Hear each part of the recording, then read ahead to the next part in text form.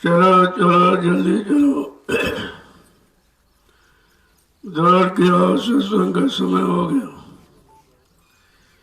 सब लोग सामने आके बैठो। एक एक वचन वाणी को बड़ी सावधानी के साथ सुनो। सत्संग वचन ही जीवों को जगाने का काम करते हैं। अगर सत्संग वचन नहीं मिलेंगे तो जीव सोता रहेगा, भोगों की प्रगाढ़ निद्रा में सोता ही रहता है। बड़ा मुश्किल होता है जागना, क्योंकि जगाने वाला कोई आया नहीं। जितने आए वो भी सब उसी भोगों की निद्रा में सो गए। राजपाट, धन दौलत, मान सम्मान, अधिकार इसी में रह गए, लेकिन होश सुहास उनको भी नहीं हुआ कि मानव शरीर परमात्मा ने किस लिए दिया, किस काम के लिए दिया है, ये उनको भी जानकारी नहीं हुई। जब तक कोई जानकार नहीं आएगा तो जानकारी मिल ही नहीं पाएगी। उन्हीं जानकारों को वो संत महापुरुष कहते हैं, और वो इस कलयुग में आए, किसी युग में नहीं आए थे। जबकि सतयुग, त्रेता, द्वापर अच्छे युग थे, अच्छी उम्र वाले, अच्छे मन की ताकत वाले, अच्छा खान पान करने वाले, अच्छी संग सोबत में रहने वाले, अच्छे कर्म करने वाले, ये सब कुछ मिला। लेकिन महापुरुष नहीं मिले जो जीवात्मा को जगाने वाले होते। इसलिए कलयुग सबसे अच्छा युग, वैसे तो खराब है, लेकिन जीवात्मा के लिए सबसे अच्छा युग है, क्योंकि ये संत महापुरुष आए और किसी युग में आए नहीं थे। तभी तो महापुरुषों ने कहा, कलयुग समनयान युग जो नर कर विश्वास। कलयुग के समान दूसरा अच्छा युग कोई नहीं है, अगर संत महापुरुषों के वचनों पर विश्वास हो जाए, उन पर यकीन एतकाद हो जाए, तब तो ये संभव है। वैसे बहुत मुश्किल है। इसका मतलब कलयुग में संत पधारे, संतों को कलयुग अच्छा लगा, जो सबसे खराब, सबसे गंदे कर्म वाला, सबसे गंदे खान पान करने वाला, लेकिन उनको क्यों अच्छा लगा? क्योंकि बेसहारों का सहारा होते, कमजोरों को ताकत शक्ति अपना बल पौरुष देकर उसे खड़ा करते, और नाम की का आधार पकड़ाकर नाम की कमाई करने का सिर्फ आदेश देते। इधर शरीर इंद्रियों से, मन से दाम की कमाई करो, शरीर परिवार के भरण पोषण के लिए, लेकिन आत्मा के कल्याण के लिए नाम की कमाई करो। सुबह शाम आत्मा के घाट पर बैठकर गृहस्थ आश्रम में कोई जंगल, पहाड़, कंदरा, गुफा की तरफ इशारा नहीं किया। कहा इसी गृहस्थ आश्रम में जहाँ उस मालिक ने तुमको सच्चा ईमानदार समझ के पैदा किया। एक जाति में, एक परिवार में कुछ पत्नी बाल बच्चे दे दिए, जिससे कर्म कर्जा धीरे से अदा हो जाए। बगैर कर्म कर्जा की अदायगी किए कोई जीव इधर से निकल ही नहीं सकता। उन्होंने गृहस्थ आश्रम को चुना और किसी आश्रम को नहीं चुना, क्योंकि गृहस्थी धर्म सबसे पाक साफ धर्म है। इसमें अपनी मेहनत कमाई का खाना और अपनी मेहनत कमाई का पैरना और खर्च करना, ताकि किसी का कोई कर्म कर्जा बोझा न लगे। इसलिए उन्होंने गृहस्थ आश्रम को पसंद किया और सबको आदेश दिया कि घर गृहस्थी परिवार में रहो, कोई साधु वाधु मत बनना। अगर तुम साधु बन गए, दाढ़ी बाल रख लिया, लाल पीला कपड़ा, तो फिर तुमको बोझा, कर्म कर्जों का बोझा लग जाएगा, क्योंकि तुम्हें तो मालूम नहीं है कि कैसे कैसे कर्म कर्जे चढ़ते हैं और कैसे कैसे उतरते हैं। न उतारना मालूम है न चढ़ाना मालूम है। उन्होंने कहा कि भाई जिसका खाओगे उसका भी देना पड़ेगा, जिसके कपड़े पहनोगे वो भी देना पड़ेगा, जिसका कोई खर्चा पैसे ले लिए वो भी देना पड़ेगा, जिसकी बनाई झोपड़ी मकान में रहोगे वो भी कर्म करता है। कितने तरह के कर्जे लाद लेते हैं अज्ञानता बस, क्योंकि सत्संग नहीं मिला, संत महापुरुष नहीं मिले, सच्ची अच्छी जानकारी नहीं मिली, तो बेचारे भूल भ्रम में फंस करके इतना कर्म कर्जा लाद देते हैं, फिर कितने उनको जन्म लेने पड़ते इस कर्म कर्जे के उतारने के लिए। क्यों? काया से जो कारज होई बिन भोगे बचे नहीं कोई। शरीर इंद्रियों से जो भी आप कर्म कर्जा लादोगे वो देना पड़ेगा, क्योंकि शरीर आपको इसीलिए मिला है कि धीरज से किसी महापुरुष किसी जानकार की तलाश कर लो, और तुमको तो मालूम नहीं कि कैसे कैसे कर्म कर्जे चढ़ गए। उनको धीरज से उनके आदेश हुक्म का वचनों का पालन करके धीरज से उतार लो, और घर गृहस्थी परिवार में रहकर सुबह शाम एक एक घंटा नाम की कमाई कर लो। 24 घंटे में 2 घंटे आपको मांगे, 22 घंटे आपके परिवार में बाल बच्चों में इधर उधर बैठने उठने में, मतलब यानी का 2 घंटे दे देना। 24 घंटे में कोई काम नहीं हुआ तो 2 घंटे में पूरा काम। इसको कहते जानकार। जिसको जानकारी है वो तो क्षण मात्र में करा देगा। यहाँ तक महापुरुषों ने कहा, एक घड़ी आधी घड़ी आधी वहां पुण्याप गोस्वामी संघर्ष साथ की हरे कोट अपराध। करोड़ों अपराध पाप माफ हो जाते हैं अगर उनकी एक घड़ी का सत्संग समझ में आ जाए। सुनकर नहीं, समझ कर और अपने जीवन में उतार लिया, उनके वचनों का आधार बना के जीवन को निकाला, तो कहा एक घड़ी में भी काम कर सकते। इतना सहज कर दिया कलयुग के जीवों के लिए, क्योंकि कमजोर हम आप बहुत कमजोर हैं। हम आपने गंदे बुरे अच्छे काम तो किए नहीं, क्योंकि अच्छे की जानकारी थी नहीं और बुरे की भी जानकारी नहीं थी। केवल कर्मों का विधान उसने इसीलिए बनाया था काल माया ने, कि जब कर्मों का विधान बना दिया जाएगा तो जरूर कर्म करेगा। कभी हमने आपने अच्छा किया, कभी बुरा किया, कभी पाप किया, कभी पुण्य किया। उसी पाप पुण्य के कर्मों को कर कर हम आप फंसे हैं। किसी ने फांसा नहीं आपको, वो कर्मों के लालच में जरा ये भी करके देखे, जरा ये भी करके ये भी करके देखे। जीव को तो मालूम नहीं था कि करेंगे तो कर्म कर्जा लगेगा। उसने तो जानकारी अनुभव के लिए किया, लेकिन ये नहीं समझता था ये जानकारी अनुभव नहीं है, ये काल माया का फंसाव है। उसने फंसाने की व्यवस्था बनाई। तभी महापुरुषों ने एक छोटा सा आधार रखा, भजन करो। भजन माने भगने की तैयारी करो, अपने घर चलने की तैयारी करो। जब भगना, जैसे इधर मन भग रहा है ऐसे अगर उधर की तरफ सत्व को पकड़कर जीवात्मा अगर भगने लगी तो वो भी अपने घर पहुंच जाएगी, वो भी अपना काम कर लेगी, वो भी अपने मालिक प्रीतम का दर्शन दीदार कर ले। लेकिन भगना कहाँ मालूम, ये भगना ही तो नहीं मालूम था। कहते हैं जब भजन करोगे तो रास्ता साफ हो जाएगा। सारे कर्मों कर्जा का भी अलग और मन बुद्धि चित्त ये भी साफ हो जाएंगे। जब कोई गंदगी नहीं रहेगी तो आपको ये रोक ही कौन सकता है।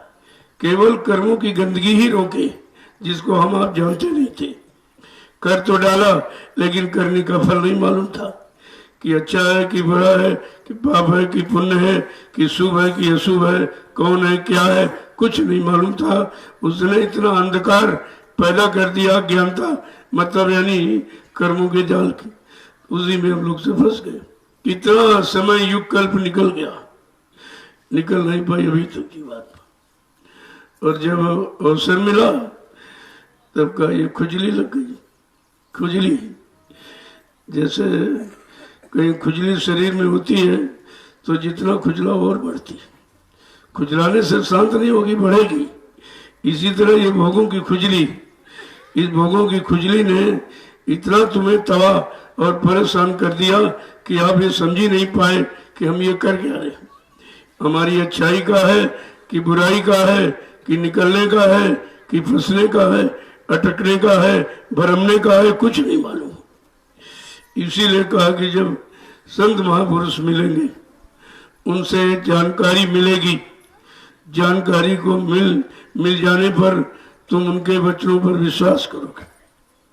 जब विश्वास करोगे तो उसको अपनाओगे तो जरूर आपको लाभ मिल जाएगा। लेकिन बिना अपनाए, बिना किए तो कुछ मिलने वाला ही नहीं, यहाँ नहीं कुछ मिलेगा। इस भौतिक जगत में अगर कुछ करो ना तो कोई कुछ नहीं देगा आपको, यहाँ भी कर्म का फल है। इसी तरह अध्यात्म जगत में भी कर्म का फल है। और अध्यात्म कर्म क्या और भौतिक कर्म क्या, ये दोनों की जानकारी संत महापुरुष सत्संग के माध्यम से ही देते हैं। जय गुरुदेव, जय गुरुदेव, जय गुरुदेव, जय गुरुदेव। नाम किसका? प्रभु का। जय गुरुदेव। नाम किसका? प्रभु का। जय गुरुदेव। नाम किसका? प्रभु का। प्रभु का प्यारा नाम। जय गुरुदेव। तो नाम की जानकारी सर्वोपरि। हर युग में नाम की जानकारी दी गई, बगैर नाम के आप काम करोगे क्या? नाम काम की तरफ इशारा करता है। अब यह है कि किस युग में कौन सा नाम किस लोक मंडल मुकाम से आया और किस शक्ति को भेजा गया नाम दे करके, वो यहाँ पर नाम का उसने काम किया। नाम के द्वारा काम उसने किया और नाम के द्वारा काम आपको करने का आदेश दिया। दोनों चीजें स्वयं करता है और कराता है। अब ये तो मालूम था नहीं कि कौन नाम किस लोक मंडल मुकाम से आया। नाम का प्रभाव है, जिस लोक मंडल से जो मुकाम आए नाम आएगा, जब उस नाम का स्मरण करोगे तो वो नाम उसी लोक तक पहुंचा देगा। ये नाम का काम है। अब ये तो मालूम नहीं था कि कौन नाम किस मंडल मुकाम से आया, क्यों आया, किस काम के लिए आया, कहाँ तक का लाभ देने के लिए आया, कहाँ तक पहुंचाने के लिए आया। तो जब संत महापुरुष आए तो उन्होंने दोनों नाम की जानकारी, काल नाम और दयाल नाम का, ये काल देश है, काल देश की जब व्यवस्था बिगड़ी तो महाकाल ने अपनी काल शक्ति को यहाँ पर भेजा कि जाओ, काल देश की व्यवस्था बिगड़ गई, उसको ठीक करके आओ। व्यवस्था क्या है? का धर्म की स्थापना और मानवता, इंसानियत, प्रेम प्यार मोहब्बत, सेवा दया, सदाचार, परमात्मा की यादगार, माँ बहन बेटी बहू की पर पहचान, ये सबको बताना, सुनाना, समझाना और कराना। जब ना माने तो फिर मार काट के खलियान कर देना, ये भी आदेश दिया। उन्होंने ये नहीं कहा कि माफ कर देना, कहा उनको मार काट देना। ये काल का काम है मारना काटना, दयाल का काम है बचाना, सुरक्षित रखना, माफी देना। इसीलिए दोनों में बहुत अंतर है। और दयाल शक्ति यहाँ कभी आई नहीं, ये कलयुग में आई। जब कभी आई नहीं थी तो जानकारी भी नहीं थी कि दयाल किस दयाल देश से आता है और किस काम के लिए आता है और कौन सा काम करके जाता है, उसका इतिहास कैसा बनता है, जो लोग सदियों तक याद करते। तो ये सब चीजें जानकारी दी गई, ऐसा नहीं कि नहीं दिया गया। लेकिन दयाल जब आए उन्होंने मार काट ये काम नहीं किया। वो दया का, दया के भंडार होते, वो दयाल देश से दया का भंडार लेके आते हैं। उसी भंडार से हम सब गंदे कमजोर जीवों को किए गए पाप कर्मों की माफी दिलाते, उनको क्षमा करते, कहते हैं ये भोला भटका जीव है, अज्ञानता इसमें है, तो इसको मतलब यानी माफ कर दीजिए, सजा नहीं देना इसको। अब जब माफी देने आए तो उसको भी नहीं समझा, जो सजा दी उसको भी नहीं, और जो माफी करने उनको भी नहीं समझा। तो तुम्हारा तो दोनों तरफ से काम अधूरा रह गया, न उनको समझ पाए न इनको समझ पाए। अब जब कलयुग का जीव गंदा है, कमजोर है, बुरे पाप कर्मों के सिवा कुछ अच्छा किया नहीं, तो तुमको काल भगवान चाहिए कि दयाल भगवान चाहिए? माफी करने वाला, क्षमा करने वाला चाहिए कि मार काट सजा देने वाला चाहिए? इतना भी चुनाव हम लोग नहीं कर पाए कि हमारे हित में कौन है, हमारे अहित में कौन है, बचाने वाला कौन है और चनी दंड देने वाला कौन है। अगर दोनों चीजों को समझ लेते तो फट से आप चुनाव कर लेते कि हम सब कमजोर गंदे जीवों को तो बचाने वाला चाहिए, क्योंकि हमारे पास बचने का कोई उपाय है नहीं। हमने आपने कभी अच्छा किया नहीं, सब बुरा ही किया। तो ये भी जानकारी सत्संग के द्वारा ही होती। सत्संग सुना सुना सुना सुना के उसके अंदर एक नई चेतना, नई प्रेरणा, एक नई प्रेरणा जिज्ञासा पैदा करती। जब जिज्ञासा पैदा हो जाती तब जीव उसको पकड़ने की कोशिश करता है कि नहीं नहीं भाई अच्छी चीज है तो हमें भी मिलनी चाहिए। अब अच्छी चीज कैसे मिलेगी? आप चाहते तो सब लोग अच्छा परिवार हो, अच्छा समाज मिले, अच्छी जीवनी पत्नी, अच्छा पति मिले, अच्छे बाल बच्चे हो, अच्छा व्यापार हो, अच्छी दुकान, अच्छी नौकरी हो, लेकिन ये कभी नहीं सोचते कि अच्छे कर्म भी करें। जब अच्छे कर्म करोगे तो अच्छा मिलेगा और बुरे करोगे तो बुरा। यहाँ का नियम है, कानून उसने बनाया कि जैसा करोगे बस वैसा ही फल। ना उसमें कमावेशी होगी, ना घटत बढ़त होगी, ना माफी होगी, ना उसे खत्म किया जाएगा, ना अदला बदली कि पुण्य कर्मों से पाप की अदला बदली हो जाए, ऐसा भी नहीं। दोनों का फल अलग, पुण्य का अलग, पाप का अलग। जब दोनों का फल अलग है तो फिर ये माफी कौन करेगा? जो हमने आपने गलत किया है, पापी किया है, अच्छा निंदा चुगली बुराई, इसके सिवा कोई अच्छा काम किए नहीं। जब किसी का भला आपने किया नहीं तो तुम्हारा भला कौन करेगा? ये तो सिद्धांत है यहाँ का। कर भला तो हो भला और कर बुरा तो हो बुरा, और करते तो सब बुराई है। इसकी निंदा, उसकी चुगली, बेमतलब का बोझा दूसरे का ढो रहे, दूसरे पाप कर्मों की गंदगी अपने ऊपर चढ़ा रहे हो, क्योंकि निंदा करके न तुम सही साफ हो सकते न दूसरे को साफ कर सकते। ऐसा घटिया काम क्यों करते हो? सबसे घटिया काम है निंदा, जिसमें कुछ नहीं मिला, एक नए पैसा का फायदा नहीं और उसके पाप के बोझे से दबे रहोगे। तो इसीलिए महापुरुषों ने इशारा करके कहा कि कलयुग में न पूजा न पाठ, न तीर्थ न व्रत, न मतलब दान न पुण्य, न सेवा, कुछ नहीं, केवल भजन। इतना ही हम कर सकते, क्योंकि अच्छा कर्म भी जब करोगे तो जब अच्छे भाव विचार, अच्छा खान पान, अच्छी संग सोबत होगी तभी तो कर पाओगे।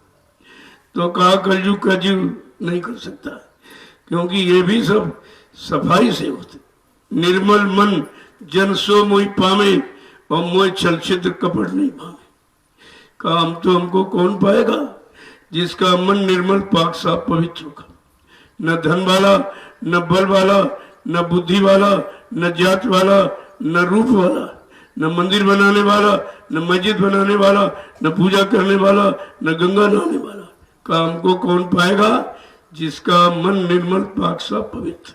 निर्मल मन जन सो मोहि पामे, कितना साफ कह दिया कि हमको वो पाएगा जिसका मन निर्मल साफ पवित्र होगा। और हमारे आप सबके मन गंदे, जब हम निंदा चुगली बुराई से भरोसा नहीं पा तो गंदगी चढ़ाते हैं। अच्छा काम और सच्चा काम तुम जानते नहीं हो, क्योंकि अच्छाई और सच्चाई संत महापुरुषों की दया के द्वारा मिलती है, और दया मिलेगी जब उनके आदेश हुक्म का पालन करोगे, वचनों का पालन करोगे। उनका तो आदेश कलयुग में यही है कि 3 बातें सदैव याद रखना, न किसी की निंदा करना, न सुनना, नहीं तो उसके पाप के बोझे से दब जाओगे।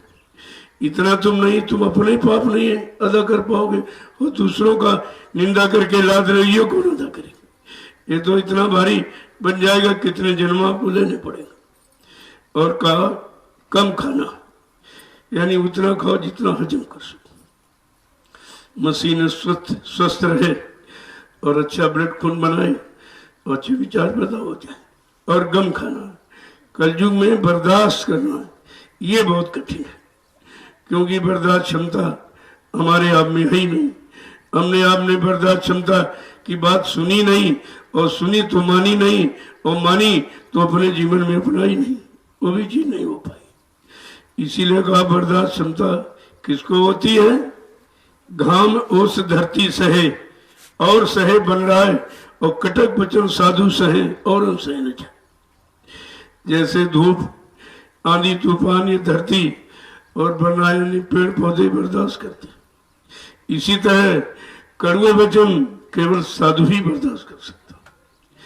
साधु माने जिसने तन वचन इंद्रियों को साथ दिया, सारे विकारों से अलग थलग खड़ा, न काम न क्रोध न लोभ न मोह न अहंकार न ईर्षा न राग न द्वेष, उसको कहते साधु, यानी शाकाहारी, सदाचारी, ब्रह्मचारी। ये तीन मानव के गुण, और ये जन्मजात गुण है। जब हम आप माँ के पेट से पैदा, एक ही रास्ता है माँ के गर्भ से आने का, इस मृत्युलोक मंडल में आने का एक ही रास्ता, माँ का गर्भ। जब गर्भ से हम लोग बाहर आए तो शाकाहारी, सदाचारी, ब्रह्मचारी थे, बिल्कुल पाक साफ निर्मल जीव था। अब यहाँ कैसे परिवार में जन्म हो गया, परिवार का कैसा खान पान, कैसी कमाई खाई और कैसी संग सोबत अपनाई, बस इसी से गंदगी चढ़ गई। ये गंदगी है सच्चाई। अब कहते हैं कि इसीलिए जब मतलब सब गंदा हो गया, तब इसे पाक साफ पवित्र करने की युक्ति तो किसी से पूछ लो। अब किससे पूछोगे, तुमको उनकी पहचान नहीं, उनकी पहचान तो आपको हो नहीं, क्योंकि तुम अपने जैसा हाथ, कान, नाक, मुंह, पैर वाला समझते हो, तो इसीलिए भूल भ्रम में रहते हो। अरे भाई, उन्होंने मानव तन धारण किया और हमने आपने उनको पहचाना नहीं। हमारे आपके लिए मानव चोला धारण किया, क्योंकि अब की बार हमारी आपकी जीवात्मा मनुष्य शरीर में है। मनुष्य शरीर में जीवात्मा के उद्धार कल्याण के लिए उन्होंने मानव तन धारण किया है, नहीं धारण किया। और उनके शरीर के हर अंग की क्रिया बिल्कुल अलग होती, वो इधर से बिल्कुल अलग थलग होती। केवल मानव खोल है, मानव पोल है, केवल हमें आपको संदेश देने के लिए, सत्य देश पहुंचाने के लिए, पाक साफ निर्मल पवित्र करने के लिए यहाँ सब कुछ सिखाते, बताते, समझाते। लेकिन हम आप उनकी बात सुनते ही नहीं, उनकी बात हम लोग मानते नहीं, क्योंकि हमें मानना आता नहीं, सुनना आता नहीं, और सुन करके रखना नहीं आता, और अपने जीवन में उतारना नहीं आता, फिर लाभ कैसे मिलेगा। इसलिए महापुरुषों ने एक ही इशारा किया है, और उन्होंने पूछा क्या, ये कहा कि कोई ऐसा है जो सूरज को नाम से जोड़ सके। देखिए कितनी बड़ी बात, ऐसी बात पूछी है कि भाई कोई सूरज को नाम से जोड़ सकता है, या स्वतः तो जोड़ने की ताकत नहीं, ज्ञानी नहीं, जानकारी नहीं, लेकिन कोई जोड़ने वाला है, उनकी तलाश नहीं, उनकी पहचान नहीं, उनकी तलाश नहीं। अगर वो अपनी पहचान दे दे तो विश्वास नहीं होता। बड़ी अहम समस्या जीव के सामने, एक तो पहचान नहीं, एक तो मांगना आता नहीं। अगर अपनी पहचान दे दे या अपनी तरफ से कुछ दया कर दे दे तो उनको लेना नहीं आता, हम सब फेंक देते। 45 करोड़ को दया दी गई, 45 करोड़ को नाम की युक्ति दी गई। कितने लोगों ने ली, कितने ने पकड़ा, नाम को पकड़ा कि दाम को पकड़ा, गुरु को पकड़ा कि गुरु की बनाई संपत्ति और आश्रम और धन और दौलत और मान और सम्मान और गद्दी, इसको पकड़ के रह गए। गुरु को किसने पकड़ा? अरे भाई, गद्दी काम करेगी, पार करेगी, धन दौलत पार करे, आश्रम पार करेगा, मंदिर पार करेगा कि गुरु पार करेगा? गोस्वामी जी महाराज ने कितना समझाने की कोशिश की रामचरितमानस के माध्यम से, समझाने की बहुत कोशिश की, लेकिन कोई माने नहीं। जब उन्होंने कहा कि गुरु बिन भवनी तरह न कोई नहीं जा सकता, कोई ज्ञानी ध्यानी विज्ञानी धनवान बलवान बुद्धिमान कोई, कहते बिन गुरु भवनी तरह न कोई, और जो बिरन शंकर सम हुई। चाहे ब्रह्मा विष्णु महादेव के समान धनवान बलवान यशवान कीर्तिवान क्यों न बन जाए, लेकिन ये भवसागर बगैर गुरु कोई पार नहीं जा सकता। तो ये फिर धन दौलत में कैसे फंस गए, ये गद्दी में कैसे फंस गए, आश्रम में कैसे फंस गए, जमीन में कैसे फंस गए, मान सम्मान अधिकार में कैसे फंस गए? इसका मतलब इन्होंने गुरु की महिमा समझी ही नहीं, जानी नहीं। हम लोग गुरु की महिमा समझते कहाँ, केवल गुरु गुरु गुरु कहते रहते। गुरु को ऊपर ऊपर गाता, अंतर में क्यों नहीं जाता? अरे गुरु तो अंदर का विषय। गुमान अंधकार रूमाने प्रकाश, जो हमारे आपके समस्त अंधकार अज्ञानता को दूर कर ले, भूल भ्रम संदेहों को दूर कर ले। किंतु गुरु तो वो होता है, गुरु कोई हाड़ मांस पुतले का नाम नहीं है। गुरु कोई बनावट, दाढ़ी बाल, लाल पीला सफेद कपड़ा, जात बिरादरी का नाम गुरु थोड़ी। गु माने अंधकार, रू माने प्रकाश, जो अंधकार से प्रकाश की तरफ, यह हमारी रूह जीवात्मा को इस काल माया के कर्मों के विषम अंधकार से निकालकर और सत्य सही रास्ते की तरफ लाके खड़ा कर दे और सत्य लोग सचखंड पहुंचा दे। कहते गुरु होता है। गुरु महिमा खूब मैं गाई, जामे धोखा कुछ न दिखाई। कहा मैंने गुरु की महिमा को खूब गाया, लेकिन महापुरुष कहते मैंने खूब गाया और खूब सुनाया और खूब समाज समझाया और करके दिखाया, लेकिन हमने आपने समझ नहीं पाया, न पहचान पाया, न समझ पाया, न ले पाया, न काम कर पाया। तो सब धोखा ही तो हो गया। कितना बड़ा धोखा हो गया। कहा बड़ी होशियारी के साथ रहना। काल माया ने देखो, कोई अपना देश हुकूमत चलाने के लिए व्यवस्था बनाता, तरह तरह की फैसिलिटीज अवेलेबल कराता, तमाम सुविधाएं आपको प्रदान करता।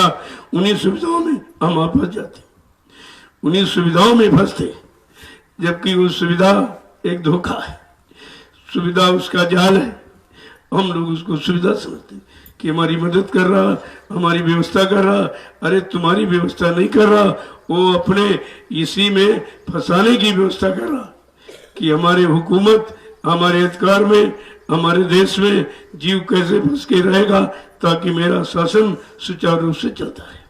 सबको चिंता होती, उसी की नहीं तो सबको चिंता होती।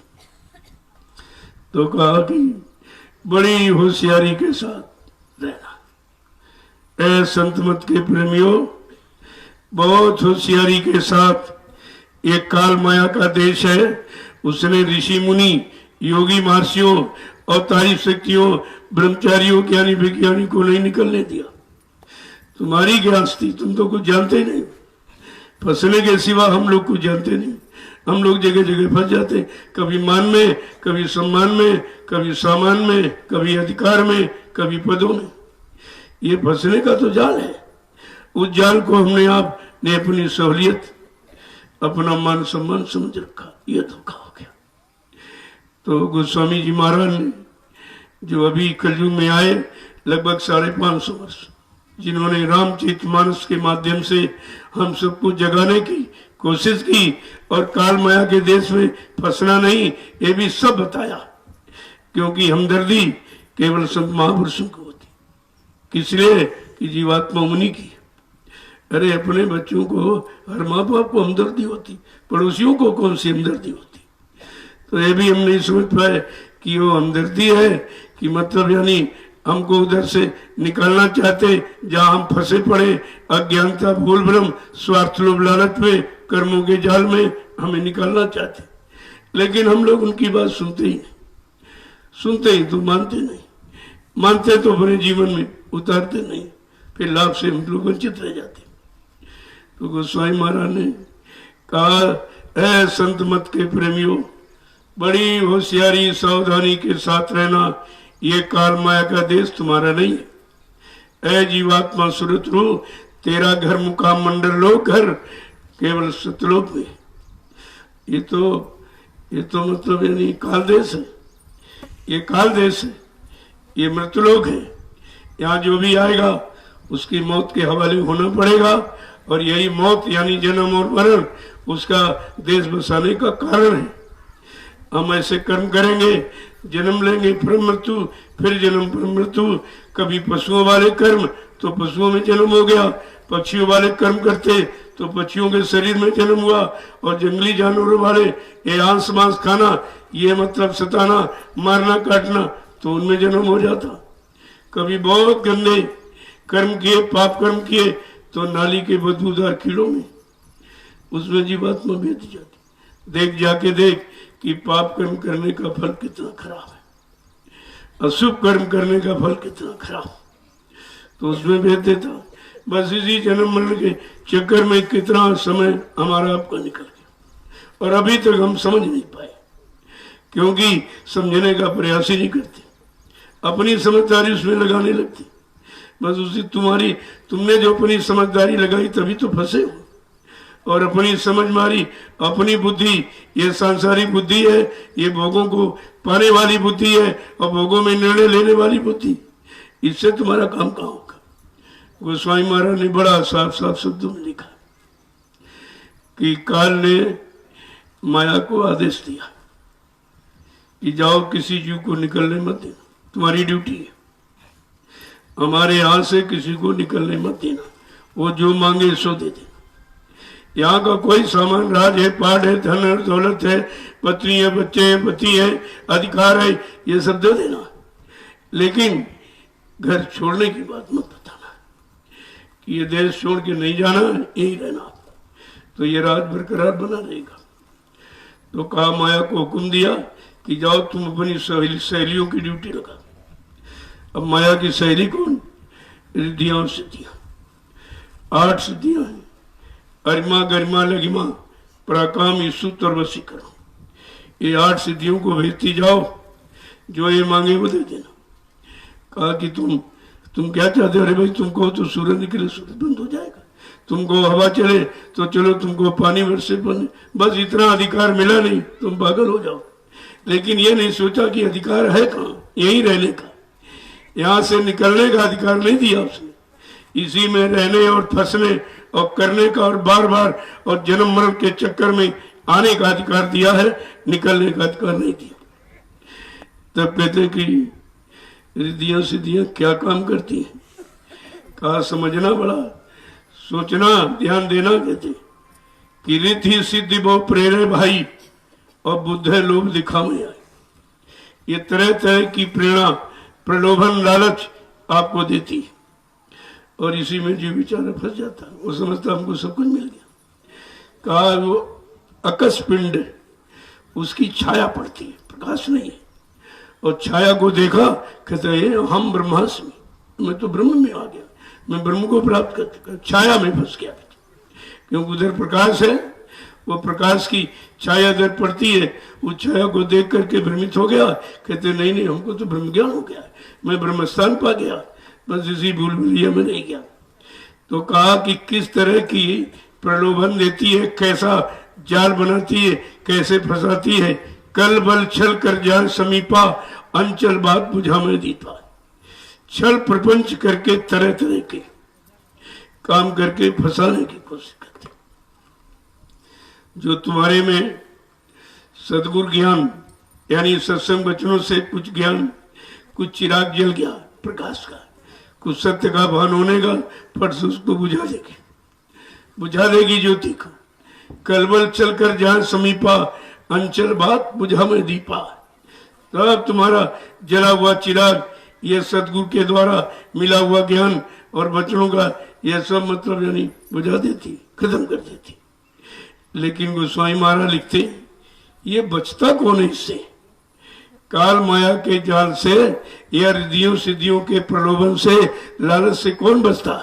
होए बुद्धि जो परम सयानी, तीन तन चितम नानहित जानी। अगर बुद्धि में सियानापन, निरख परख पहचान, सूझबूझ सदगुरु के वचनों को सुनकर और पालन करके जीवन में उतार करके, जिनको सच्चाई मिल चुकी है, दया के घाट पर जिन्होंने दया का एहसास किया है, वो इसके चक्कर में कभी नहीं आते। इन रिद्धियों सिद्धियों के चक्कर में नहीं, वो जानते ये फंसाने का काम है, ये निकलने वाला काम नहीं है। वो जीव बच पाते हैं जो सदगुरु के वचनों को धारण करते हैं, अपने जीवन में उतारते हैं और एक एक वचन को जीवन का आधार बनाकर जीवन निकालते हैं और दया को प्राप्त करते हैं। वो जीव बच पाते, दया वाला बचेगा, दुआ वाला नहीं बचेगा। तो कहा कि बड़ी होशियारी के साथ रहना।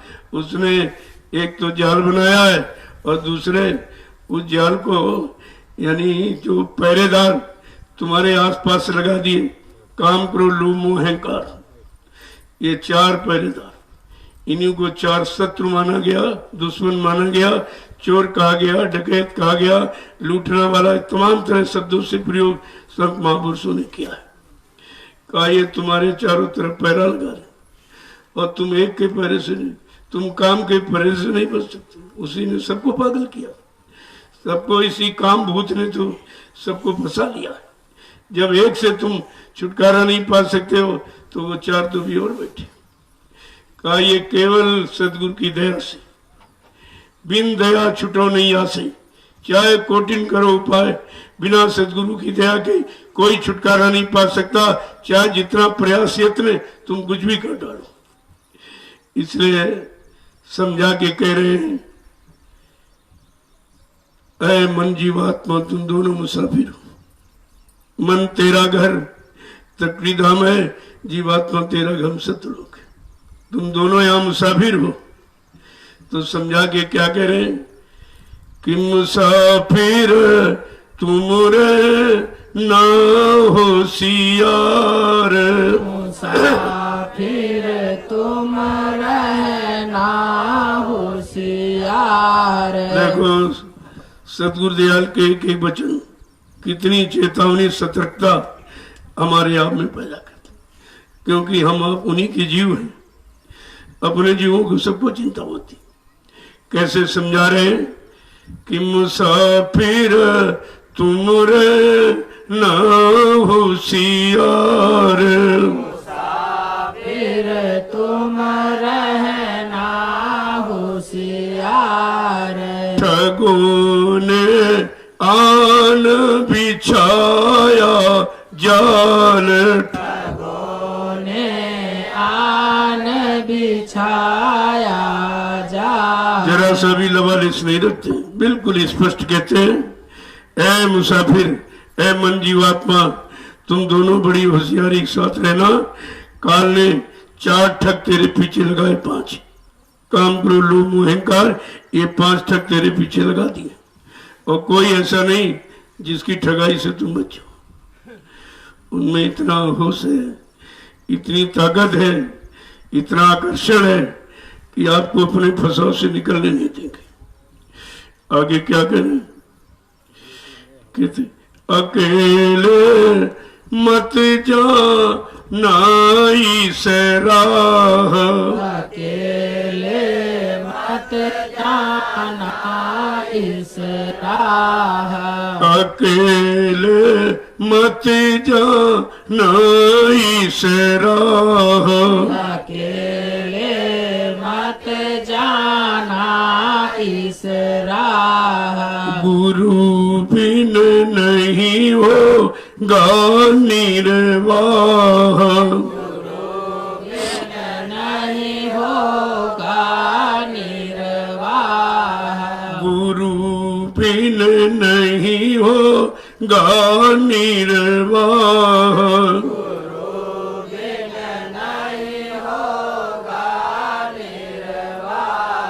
मुसाफिर तुम रे ना होशियार,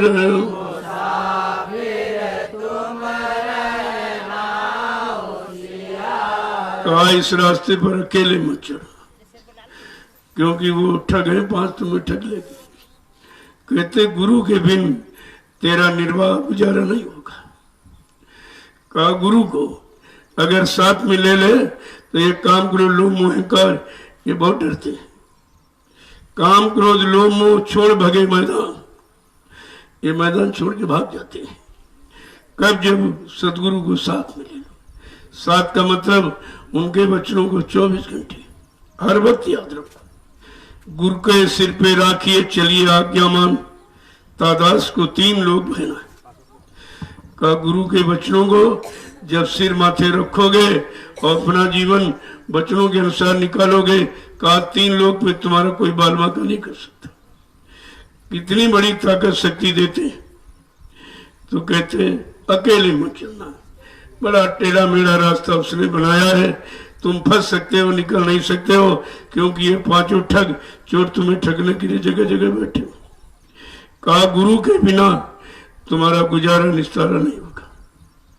अब आगे क्या कहते कि जमा सब लेंगे तेरी छीन, जमा सब लेंगे तेरी छीन, जमा सब लेंगे तेरी छीन, जमा सब लेंगे तेरी छीन, करेंगे तुझको अपना दीन, करेंगे तुझको अपना दीन, मुसाफिर तुम रे ना होशियार, मुसाफिर तुम रहना होशियार, ठगों ने आन बिछाया जाल,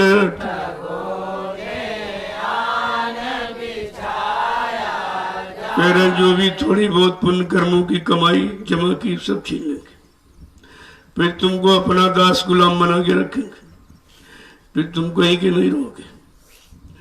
आगे क्या कह रहे हैं कि ठगों ने रोका सब संसार, ठगों ने रोका सब संसार, ठगों ने रोका सब संसार, रोका सब संसार, गुरु बिन पड़ी गई सब पर मार, गुरु बिन पड़ गई सब पर मार, गुरु बिन पड़ी गई सब पर मार, गुरु बिन पड़ गई सब पर मार, मुसाफिर तुम रे ना होशियार, मुसाफिर तुम रहना होशियार, ठगों ने आन बिछाया जाल, ठगों ने आन बिछाया देखो समझा के कह रहे हैं, इन्हीं 5 ठगों ने काम क्रोध लोभ मोह अहंकार ने सारे संसार को रोक के रखा, इन्हीं ने तो फंसाया है। और इस फंसा से जब ऋषि मुनि योगी महर्ष अवतारी शक्तियां ब्रह्मचारी ज्ञानी विज्ञानी नहीं निकल पाए तो कहा रे भाई कलयुग का जीव हम सब तो बहुत कमजोर है, कैसे निकलेंगे।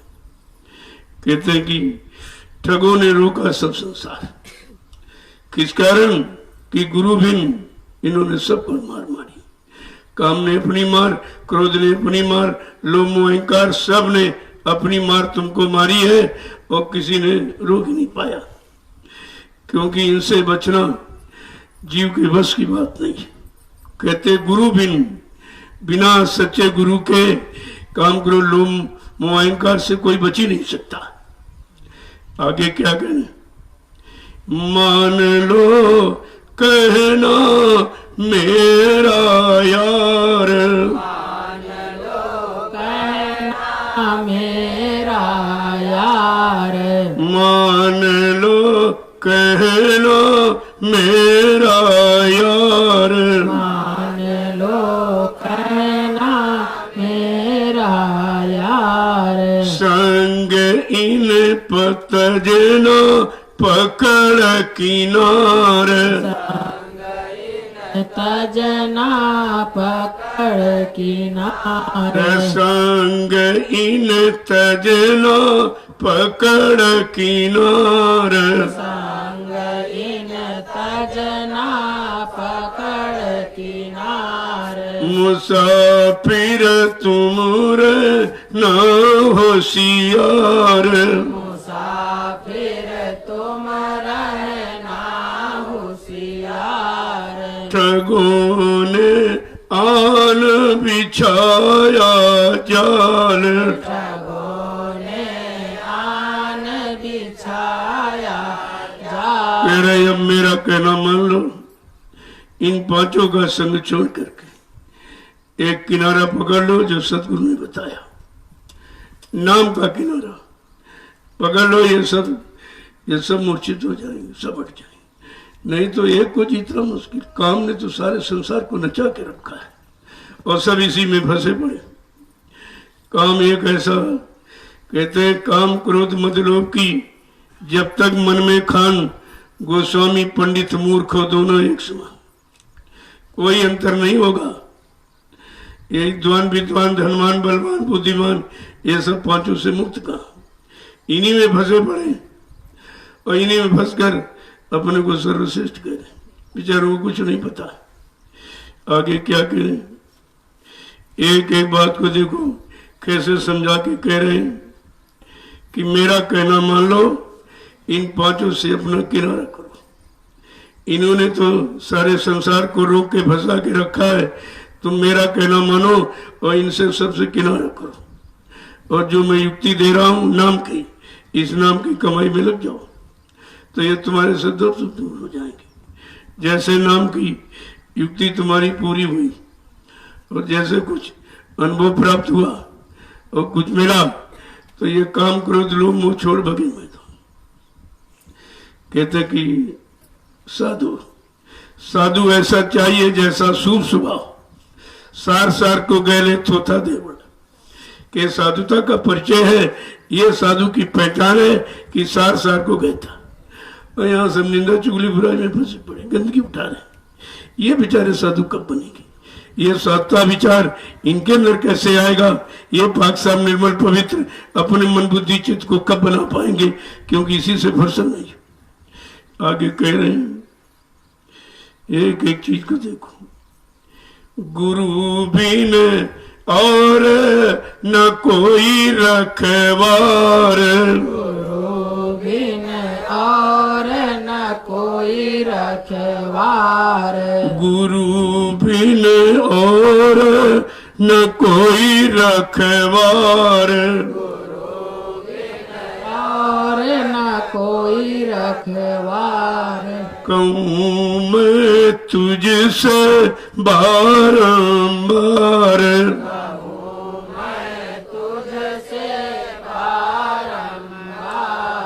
कहूँ मैं तुझसे बारंबार,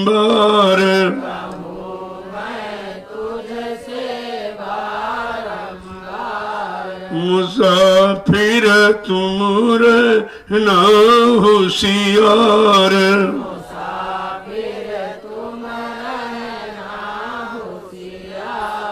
ठगों ने आन बिछाया जाल, आल बिछाया जाल। इन पांचों से रक्षा करने वाला, हिफाजत करने वाला गुरु के सिवा कोई नहीं। बाकी सब उसी तरफ घसीटने वाले। कहा गुरु बिन तेरा कोई रखवाला, तेरे कोई रक्षा हिफाजत करने वाला काम क्रोध लोभ मोह अहंकार से कोई नहीं है।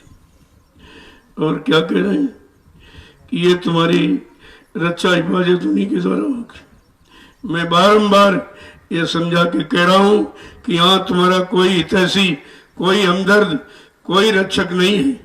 ये सब तुमको खराब करने वाले। आगे क्या कह रहे हैं, एक एक चीज को कैसे महत्व कि होएगी मंजिल तेरी पार, पार होएगी मंजिल तेरी पार, होएगी मंजिल तेरी पार। गुरु से कर ले दृढ़ विश्वास, गुरु से कर ले दृढ़ कर प्यार, गुरु से कर ले दृढ़ कर प्यार, गुरु से कर ले दृढ़ कर प्यार। मुसाफिर तुम रहना होशियार, मुसाफिर तुम रहना होशियार। ठगों ने आन बिछाया जाल, ठगों ने आन बिछाया कहा युगों युगों की तेरी मंजिल जो बड़ी कठिन है, जीवात्मा घर नहीं पहुंची, मन भी घर नहीं पहुंचा। कहा तेरी दोनों की मंजिल सहज हो जाएगी अगर गुरु से दृढ़ता और मजबूती के साथ प्यार कर लेगा। जब यहाँ संसार में किसी से प्यार हो जाता तो लोग उस पर न्यौछावर हो जाते, जबकि कुछ नहीं, जबकि जाने जाना मिलना कुछ नहीं, मिलने का तो धोखा है, सब जाना ही जाना। कहा अगर गुरु से दृढ़ता मजबूती तटस्थता के साथ अगर प्यार कर ले तो ये मंजिल जो युगों युगों की जो जीवात्मा मन घर नहीं पहुंच पाए का ये सहज हो जाएगी। ये काम और तुम्हारा कोई नहीं कर सकता। गुरु के चरण पकड़ ये सार, गुरु के चरण पकड़ यह सार, गुरु के चरण पकड़ ये सार, गुरु के चरण पकड़ यह सार। और इंद्री भोग बुलावत झाड़, भोग भुलावत झाड़, और इंद्री भोग बुलावत झाड़, इंद्री भोग भुलावत झाड़। मुसाफिर तुम रहना होशियार, मुसाफिर तुम रहना होशियार, ठगों ने आन बिछाया जाल, ठगों ने आन बिछाया वो जाल। काल चक्र से निकलना मुश्किल है। ये पूछते हैं कि ब्रह्मांड है, अंड है, पिंड, ये क्या है, वो क्या है, तमाम तरह के प्रश्न मेरे पास आते हैं। मैंने कहा देखो काल चक्र में तो फंसा पड़ा है, तो बात उधर की पूछ रहा है। जब इधर से तू निकला नहीं है तो उधर बता दिया जाए, क्या बताने से मिल जाएगा?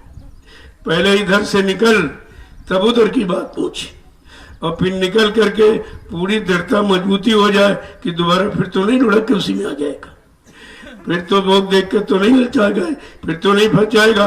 कहा इतनी मजबूती दृढ़ता होने के बाद कहीं निकलना होता। तो यहाँ पूछते भाई वो अंड चक्र क्या है, ब्रह्मांड चक्र क्या है, पार ब्रह्मांड क्या है। हमने ये है तो सब, लेकिन ये कब मिलेगी? जब इधर से निकलेगा तब समझ में आएगा। एक प्राइमरी में बैठा जूनियर का प्रश्न करता है, क्या समझ लेगा? वो समझता ये जानते कि नहीं जानते। अरे भाई वो नहीं जानते, नहीं जानते, तू जानता कि नहीं जानता? तू पहले जब जानता नहीं है तो जानकारी करेगा कैसे? जब तुझे प्रश्न करना नहीं मालूम तो उत्तर कैसे समझ लेगा? तो वो परीक्षा करते। अरे परीक्षा अपने मन की करो, तुम्हारे मन से काम करो। लोमो अहंकार ने जगह छोड़ी कि नहीं छोड़ी? अपनी तो परीक्षा करता नहीं, दूसरों की परीक्षा। ये फेल वाले परीक्षा लेते दूसरों। अरे जो पास है वो परीक्षा लेगा कि फेल वाला ले लेगा? तमाम तरह के बड़े प्रश्न मेरे पास आते हैं। और ये बता दे, ये कह दे, ये नहीं उत्तर दे रहे, वो उत्तर नहीं दे रहे। अरे उत्तर तो दे जब तेरी उत्तर में समझ में आएगा तब। जब तू प्रश्न ही नहीं अभी करना जानता है, बैठा है प्राइमरी में और जूनियर का प्रश्न कर रहा, क्या तेरी समझ में उत्तर आ जाएगा? कहता काम क्रोध मद लोभ की तो खान बनाए बैठे। और प्रश्न कहते हैं ब्रह्म चक्र क्या है? उधर ये वो तो बहुत चक्र है। वो खट चक्र वेदन तो करो पहले 6 चक्रों से तो निकलना सीखो। एक चक्र तुम्हारे बस का नहीं, 6 चक्रों से बड़ा निकलना मुश्किल है।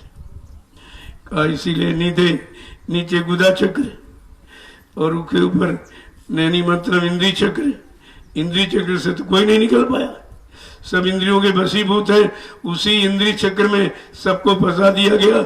अभी इंद्री चक्र से तो बाहर हो नहीं पाया तो उधर ब्रह्म चक्र की बात करता है। तो ये कहीं से सुन लेते, पढ़ लेते, तो कहते जरा पूछो इनको मालूम कि नहीं मालूम। अरे उन्हें क्या मालूम, तुम क्या जानो? क्या नहीं मालूम, तुम क्या जानो? मालूम न मालूम, तुम्हें कुछ नहीं मालूम है जब तुम अपने आप को अभी तक मालूम नहीं कर पाए कि हमारे में काम चक्र और क्रोध चक्र और लोभ चक्र, अहंकार चक्र ये निकला। इन चक्रों से हम निकल पाए, मुक्त हो पाए कि नहीं?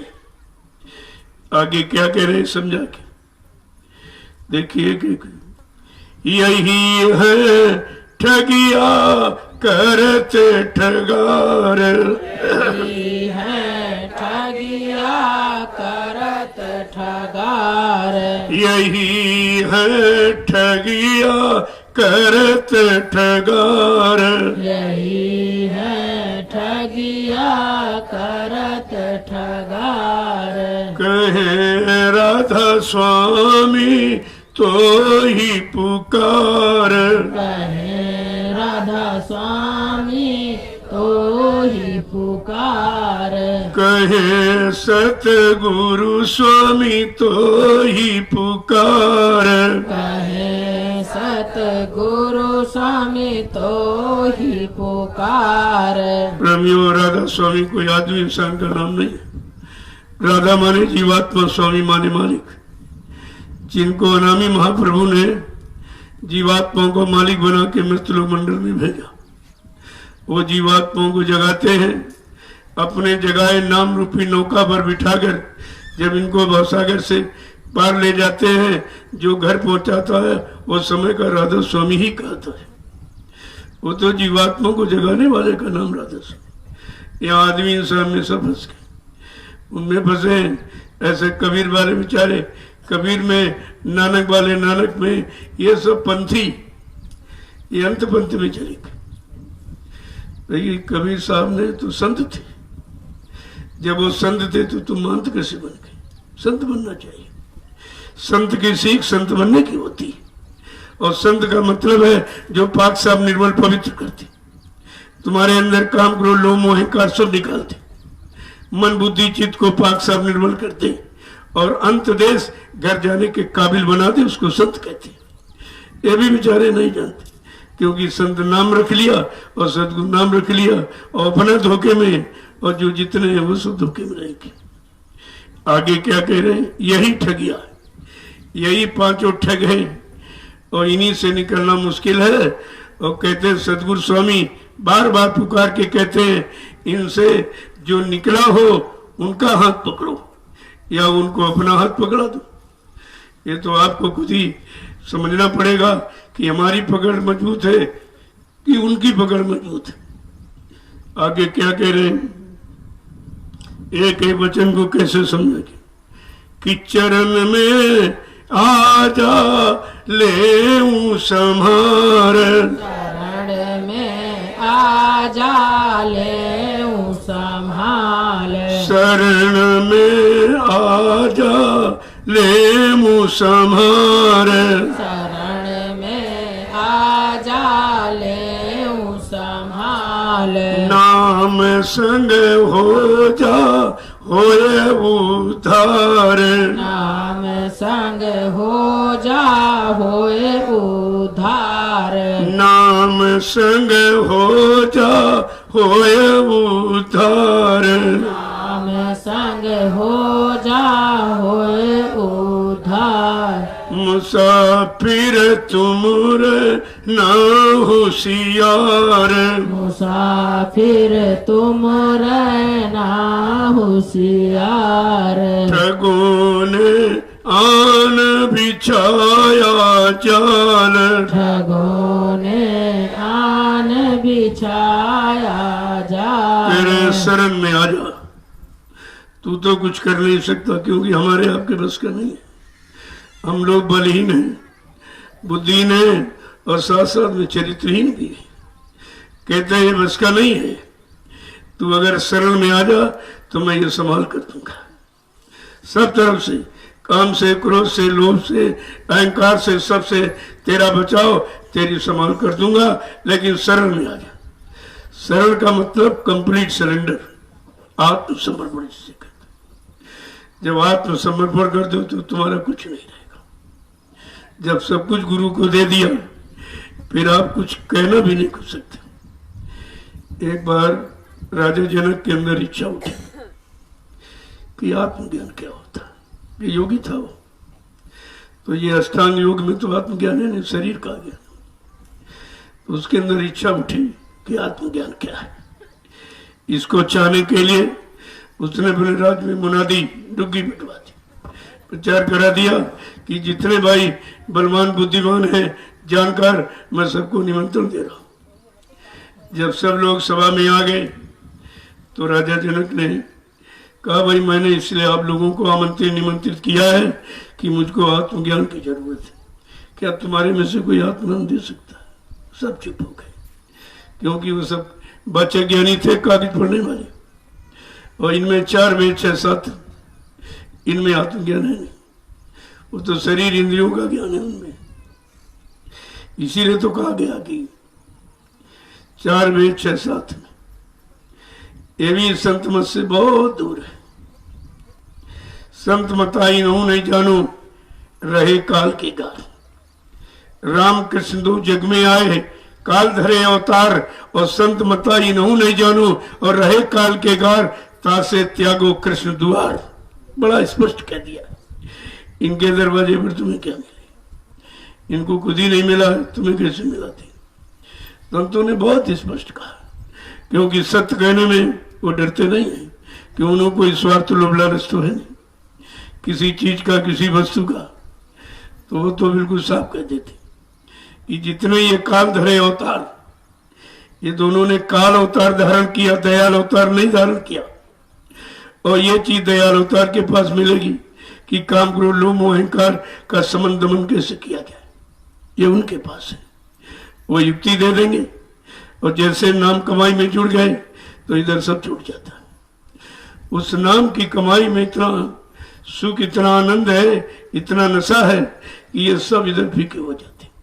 लेकिन नाम कमाई कहना तो सरल, करना बड़ा कठिन है, क्योंकि हमें आपको भी निंदा चुगली से फुर्सत नहीं। इनकी बुराई उनकी, चारे भाई वो बुरा है कि नहीं तुम क्या जानो, वो अच्छा है कि नहीं ये भी तुम नहीं जानते। तो दूसरों की अच्छाई बुराई से तुम्हें लाभ नहीं मिलेगा, तुमको अपने अच्छे और बुराई से ही लाभ हानि मिलेगी। तो कहा जब इसी से फुर्सत नहीं है तो कहता तू शरण में आ जा, और तो कुछ कर नहीं सकता है, केवल अगर शरण में आ जा, आत्मसमर्पण कर दे। भगवान कृष्ण जब उपदेश देने गए कृष्ण को, तो उसकी समझ में नहीं आ रहा था। कह रहे थे, अर्जुन तूने कुछ नहीं किया, महाभारत मैंने लड़ा। तो कह रहा देखो कितना झूठ बोलती है, केवल रथ हाँकते रहे, बाण हमने चला, इनको मारा, उनको कहते हम मारा। कहते नहीं तूने किसी को नहीं मारा, वो तो मेरी दया ने काम किया। अब वो दया बेचारा नहीं समझ पा रहा। वो मतलब कहते थे तूने कुछ नहीं किया है, यही समझाने के लिए इतना आक्रोश उनको आया। आवेश, क्रोध नहीं था, आवेश था कि ये सही बात समझ क्यों नहीं रहा। जब उन्होंने विराट रूप दिखाया, यानी भयावह स्थिति, तब कहना बंद करो, डर लगता है, डर लगता है। कहा ये स्थिति मैं ही पैदा करता हूं, इस स्थिति को पैदा करने वाला मैं और समेटने वाला मैं, तो कुछ नहीं। तू अपने को निमिष मात्र अगर समझ लेता तो तेरा काम। बहुत समझाने बुझाने पर, इतना समझाने पर गीता का चयन हो गया। कर्म की बात नहीं समझ पा रहा था, तो अंत में कृष्ण को खोल के कहना पड़ा कि इसकी समझ में ऐसे नहीं आएगा, इस पर मुंह का पर्दा है, अहंकार का पर्दा वीरता का चढ़ा हुआ है। ये अहंकार का पर्दा है, ये कभी समझ नहीं पाएगा। तो कृष्ण को कहना पड़ा, इस पर सर्वधर्मान परित्यजे माम एकम शरणम व्रज अहम त्वाम शरण पापेभ्यो मोक्षम समासुच। जो सारे मत मतांतर फिरकों को मेरे पर छोड़ दी, इसमें कुछ नहीं है, इनमें कहीं कुछ नहीं रखा, ये बाहर का जितना है ये सब मुझे अर्पण कर दे। तो अंदर तेरे अंदर ज्ञान चक्षु है, उससे जो देखेगा वो सच्चा होगा। अंदर में जो मतलब यानी दिव्य कान है, उससे जो सुने जो वो सच्चा है, उसका सुनना सच्चा, उन आंखों का देखना सच्चा, बाकी सब झूठा है। तो जब उसको स्पष्ट, और वो कभी माना नहीं, पांचों पांडव 24 घंटे साथ रहे, लेकिन कृष्ण को कभी भगवान नहीं माना, कभी विनाशकारी शक्ति ताकत वाला नहीं, अवतारी शक्ति कभी नहीं माना। कहा ये तो हमारा रथमान है, मेरी गाड़ी, मेरा रथ हाँकता है, नौकर है। और कहा कि ये मेरा मित्र है, और सुभद्रा के रिश्ते से कहा ये मेरा साला है। इन्हीं रिश्तों में रह गए, अंतर्दृष्टि से नहीं पहचाना तो पांचों पांडव नरक में चले गए। 24 घंटे साथ रहते हुए नरक में चले गए। और वही तुम्हारे यहाँ हुआ है। 24 घंटे साथ रहने वाले 45 करोड़ में किसने पहचाना कि महाशक्ति है, महापुरुष है, यानी मतलब आत्मधन का खजाना लेके आए, अवात्म का खजाना बांटने आए हैं, आत्मा का कल्याण करने आए, किसी ने नहीं समझा। और पहले सब नरक में चले गए। 40 को 40 नरक में चले गए जो 24 घंटे साथ रहते थे। यह साथ संग रहने का मतलब है जब समझा नहीं, जाना नहीं, पहचाना नहीं और जो दिया उसको अपनाया नहीं और अपने जीवन में उतारा नहीं, तो दया से जब खाली रह गए तो सब भग गए। अरे दया ही तो बचाती है और सब भग गए, कोई नहीं टिका।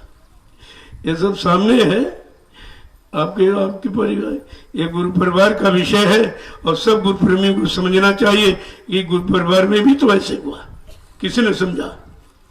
और जो सब कुछ देने आए, करने आए और ले जाने पहुंचाने आए, उन्हीं का कर रहे प्रचार, तो मर के चले गए। ये भी नहीं सोच पाए अगर हम कहें वो मर के चले गए तो हमारा ये काम कौन करेगा, ये जन्म मरण से हमारा छुटकारा कौन दिलाएगा, हमारी जीवात्मा का उद्धार कल्याण कौन करेगा, ये भी सब भूल गए। ये है भ्रम, ये अंधकार है। कहते कि बड़ा मुश्किल होता है, का शरण में आ जा तो मैं सब कुछ संभाल कर दूंगा और नाम के संग हो तो उद्धार हो जाएगा।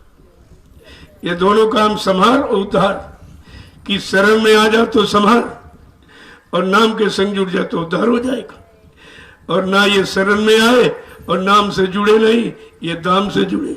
कोई गद्दी से जुड़ा, कोई रुपए पैसे थे, कोई जमीन से, कोई आसन से, कोई मान सम्मान, कोई मंदिर से, लेकिन गुरु से कोई नहीं जुड़ा।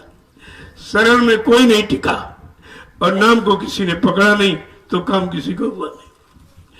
तो बेचारे भूल भन में रह गए। देखो कितना बड़ा नुकसान हुआ। अगर कृष्ण का, अर्जुन का संवाद गीता उसी को पढ़ लेते तो तुम्हारी शंका खत्म हो जाती कि हमको क्या करना चाहिए। जब अर्जुन नहीं समझ पाया तो तुम कैसे समझ लोगे, तुम्हारे बस का कुछ नहीं। तो कृष्ण ने कहा अरे समझोगे कैसे, कहा तू आत्मसमर्पित हो जा, आत्मसमर्पण कर दे, सब अर्पण कर दे गुरु को, तो पाप और पुण्य और दोष तेरे पर कुछ नहीं लगेगा। लेकिन अर्पण करना बड़ा मुश्किल है। मुसीबत में कहते गुरु गुरु, जब काम बन गया गुरु कुछ नहीं, तो हमने किया था, वो हमारी मेहनत है, वो मेरा परिश्रम, गुरु ने क्या किया। तो ऐसे अज्ञानी, ऐसे जीव बेचारे हमेशा हैरान परेशान रहते हैं, इनका उद्धार कभी नहीं होता है, क्योंकि गुरु को समझा नहीं और गुरु के द्वारा दी गई युक्ति को भी नहीं समझा। तो शरण में आए नहीं और नाम को पकड़ा नहीं, न इधर संहार न उधर उद्धार, दोनों काम खत्म हो गए, दोनों छूट गए बेचारे। देखो कितना बड़ा नुकसान, कितना बड़ा नुकसान ये हुआ। अगर गीता समझ लेते कृष्ण ने उपदेश, कृष्ण को क्या, अर्जुन को क्या उपदेश किया, क्या समझाना चाहते, क्या मतलब, कहाँ इसको खड़ा करना चाहते, कौन सा ज्ञान इसको कराना चाहते हैं जिससे भूल भ्रम संदेह अज्ञानता और ये मतलब जो अहंकार ये खत्म हो जाए। अगर उसी को समझ लेते तुम अपना भी समझ लेते। ये भूतकाल वर्तमान की मजबूती के लिए होता है। अगर उसको समझते तुम्हारा वर्तमान मजबूत हो जाता, तुम्हें जो मिलने वाली वो छूटती नहीं और गुरु की शरण भी नहीं छूटती और संभाल भी नहीं, और उधर नाम को पकड़ के उद्धार भी, दोनों काम हो जाए। न संभाल न उद्धार कुछ नहीं, तो फिर हुआ क्या। अरे भाई कौन सा काम, न संभाल हुई और न उद्धार हुआ, तो मतलब काम कौन सा हुआ। इतना भी अभी तक नहीं सोच पाए तो आगे क्या सोचेंगे। बिना गुरु की दया, बिन गुरु दया छुटे नहीं आसे, चाहे कोटिन करो उपाय, कितना तो उपाय कर डालो, बगैर सदगुरु की दया के ये छुटकारा तो मिल ही नहीं सकता। और इधर उधर दोनों तरफ, न इधर संभाल होगी न उधर उद्धार होगा। ये दोनों काम सदगुरु की दया पर निर्भर है। और दया कैसे मिलेगी, जब उनके आदेश हुक्म का पालन करोगे और वचनों को सिर माथे रखोगे, अपना जीवन वचनों के का आधार बना के, एक एक वचन का आधार बना के जीवन को निकालोगे तो ये लाभ तुम्हारे हाथ में होगा। लेकिन एक वचन का कुछ नहीं माना, सारे वचन ही भूल गए। क्या वादे किए वो भी भूल गए, क्या प्रतिज्ञा की, क्या संकल्प लिया, सब भूल गए। जबकि इतनी बड़ी व्यवस्था इस मृत्यु लोक मंडल में जितने आए किसी ने बनाई ही नहीं, जितनी बाबा जय गुरुदेव जी महाराज। और हमने आपने उनको अपना गुरु बनाया, लेकिन ये भी नहीं समझ पाए गुरु किस काम के लिए आता है और कौन सा काम करके जाता। और हमने आपने सारे हिंदुस्तान के प्रेमियों को बताया, सबको सुनाया समझाया, लेकिन अपने मन को न सुनाया न समझाया। तुम्हारे मन ने तुम्ही को शंका में डाल दिया, गुरु की सन से अलग कर दी। दया से भी अलग, समार से अलग, उद्धार दोनों से अलग। तो मिला क्या है? इतने दिन मथुरा जाने का, दर्शन करने का, सत्संग सुनने का, सेवा देने का, सेवा करने का, गुरु के वचनों का प्रचार करने का, गुरु से नाम दाम लेकर अपनी जीवात्मा का कल्याण करने का मतलब क्या निकला? कोई तो काम हुआ नहीं। न शरण में गए तो समार भी नहीं हुई, और मतलब नाम को पकड़ा नहीं तो उद्धार भी नहीं हुआ। दोनों काम नहीं। न हरि भजे न घर सुख पाए, और बिरथा बिहाय गई और दुई माते प्यारे, एको नहीं भाई, एक ही भी काम नहीं, कुछ भी तो नहीं हुआ। फिर जाने का मतलब क्या हुआ? और गुरु को यहाँ आने का मतलब क्या हुआ? नामदान देने का मतलब क्या हुआ? इतना प्रचार कराने का मतलब क्या हुआ? जय गुरुदेव नाम जगाने का मतलब क्या हुआ? ये तो सब समझना चाहिए। समझोगे कैसे जब निंदा आलोचना बुराई से फुर्सत नहीं? यही गंदगी उठाते उठाते ये समय अनमोल है जीवन का, निकल जाएगा। और जैसे खाली ऐसे खाली रह जाओगे, आपको मिलेगा क्या? जय गुरुदेव, जय गुरुदेव, जय गुरुदेव, जय गुरुदेव। नाम किसका? प्रभु का। जय गुरुदेव। नाम किसका? प्रभु का। प्रभु का प्यारा नाम। जय गुरुदेव। वो बात देखो छूट गई कि राजा जनक के अंदर आत्मज्ञान पाने की इच्छा है। आत्मज्ञानी उस समय कोई था नहीं, सब बच्चे ज्ञानी थे, लेकिन अंदर भाव जगा कि अष्टांग योग करके भी आत्मज्ञान नहीं मिला। यम नियम संयम प्राणायाम प्रत्याहार ध्यान धारणा समाधि, ये 8 अंग जब प्राप्त तभी आत्मज्ञान नहीं हुआ। आत्मा जगी नहीं, परमात्मा मिला नहीं, तो बड़ी चिंता हुई कि जब तक बिना आत्मज्ञान के तो कुछ हो ही नहीं सकता। आत्मदर्शन तब परमात्मा दर्शन होता है। तो उन्होंने बड़े बड़े विद्वान जितने थे सबको बुलाया। जब सब आ गए तो उन्होंने कहा, मैंने भाई आप लोगों को इसलिए बुलाया है कि हमको आत्मज्ञान की जरूरत है। क्या तुम्हारे में से कोई आत्मज्ञानी है? और बेचारे अक्षर ज्ञानी थे, वो क्या जाने, उनको क्या पता आत्मज्ञान क्या होता। सब चुपचाप बैठ गए, कोई आवाज नहीं। कई बार उन्होंने कहा, सब एकदम सर नीचा करके बैठ गए, क्यों? आत्मज्ञान किसी में था नहीं। उधर अष्टावक्र, वो गुप्त संत थे, अब उनको भी कोई नहीं जानता। 8 जगह से टेढ़े काले कुबड़े देख कर लोग नफरत करें। जुड़ने मिलने की बात नहीं, नफरत करते देख कर ही। उन्होंने अपनी माँ से कहा कि माँ मैं भी जाऊंगा जनक के दरबार में। माँ बेचारी नहीं जानती, वो क्या जाने मेरा बेटा है, संत है, क्या है। अरे तू कहाँ जाएगा? वहाँ बड़े बड़े विद्वान, बड़े बड़े उच्च कुल के, तू छोटी जाति का टेढ़ा मेढ़ा। अरे तुम्हारा वहाँ क्या मतलब जाने? नहीं माँ, बड़ी इच्छा हो रही, आदेश दे दीजिए। कहा नहीं मानता तो जा।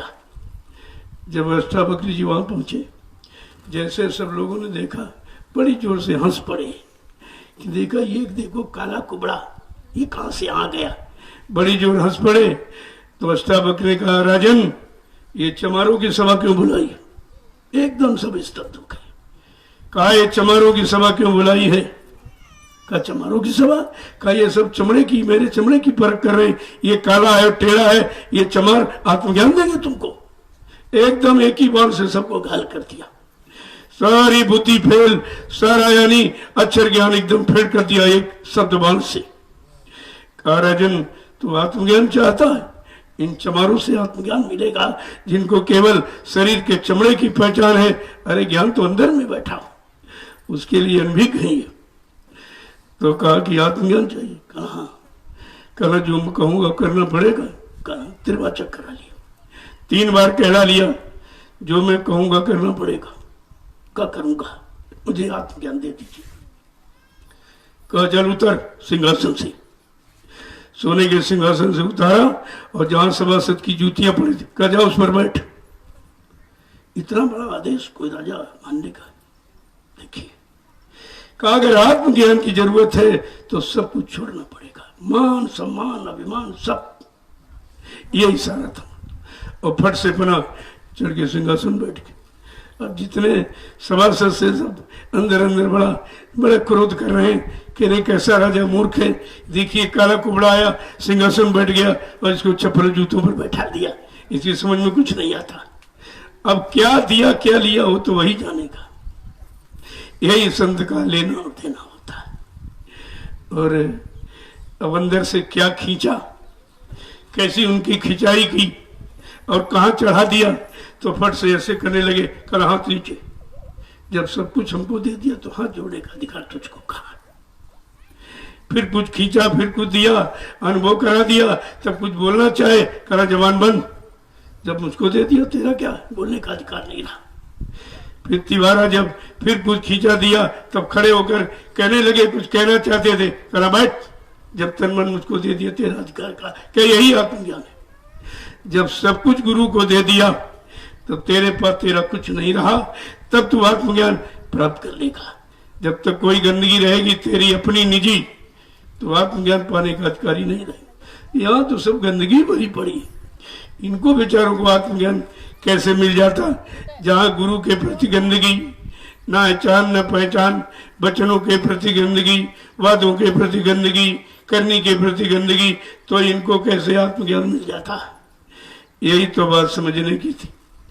आत्मज्ञान देने वाला तो आत्मज्ञान देना चाहता, लेकिन दुनिया ऐसी बाबरी, कोई ग्राहक न बची है, कोई लेने वाला नहीं। इस आत्मज्ञान सच्चे सौदे को कोई लेने वाला नहीं, क्योंकि इतना सरल है, इतना सहज है, इतना सस्ता है। और ये बात समझ में आ जाए तब तो समझ में कैसे आएगी? कहा बिन सत्संग विवेक न होई, बिना सत्संग के बुद्धि में विवेक ज्ञान निरक पर पहचान हो ही नहीं सकती। और राम कृपा बिन सुलभ न सोई, बिना भगवान की कृपा के संतों का मिलन होगा नहीं। तो ये सुलभ, ये दुर्लभ काम सुलभ नहीं हो सकता। हरि भगवान केवल इतनी दया कर सकता कि संतों के पास पहुंचा देगा। बिन हरि कृपा मिले नहीं संता, बिना हरि की कृपा दया से संत महात्मा नहीं मिलते। यानी हरि और भगवान कितनी कृपा दया कर सकता कि संतों के पास पहुंचा देगा। फिर तुम जाओ अपनी युक्ति और भक्ति और जुक्ति सब ले लो तो तुम्हारी मुक्ति का कारण बन जाए। अब तुम ले पाए कि नहीं ले पाए, समझ पाए कि नहीं समझ पाए, ये तो तुम्हारे पर निर्भर करता है। भगवान ने अपना फर्ज पूरा कर दिया, पहुंचा दिया तुमको कि जाओ अपनी युक्ति पूछ लो। ये युक्ति और मुक्ति और जुक्ति सब देने आए, सब। जब युक्ति मिल जाए तो भक्ति करो, जब भक्ति करोगे तब शक्ति, और शक्ति ही मुक्ति का कारण बन जाएगी। लेकिन समझ में कुछ नहीं आया क्योंकि बचनों को उन्होंने पकड़ा नहीं।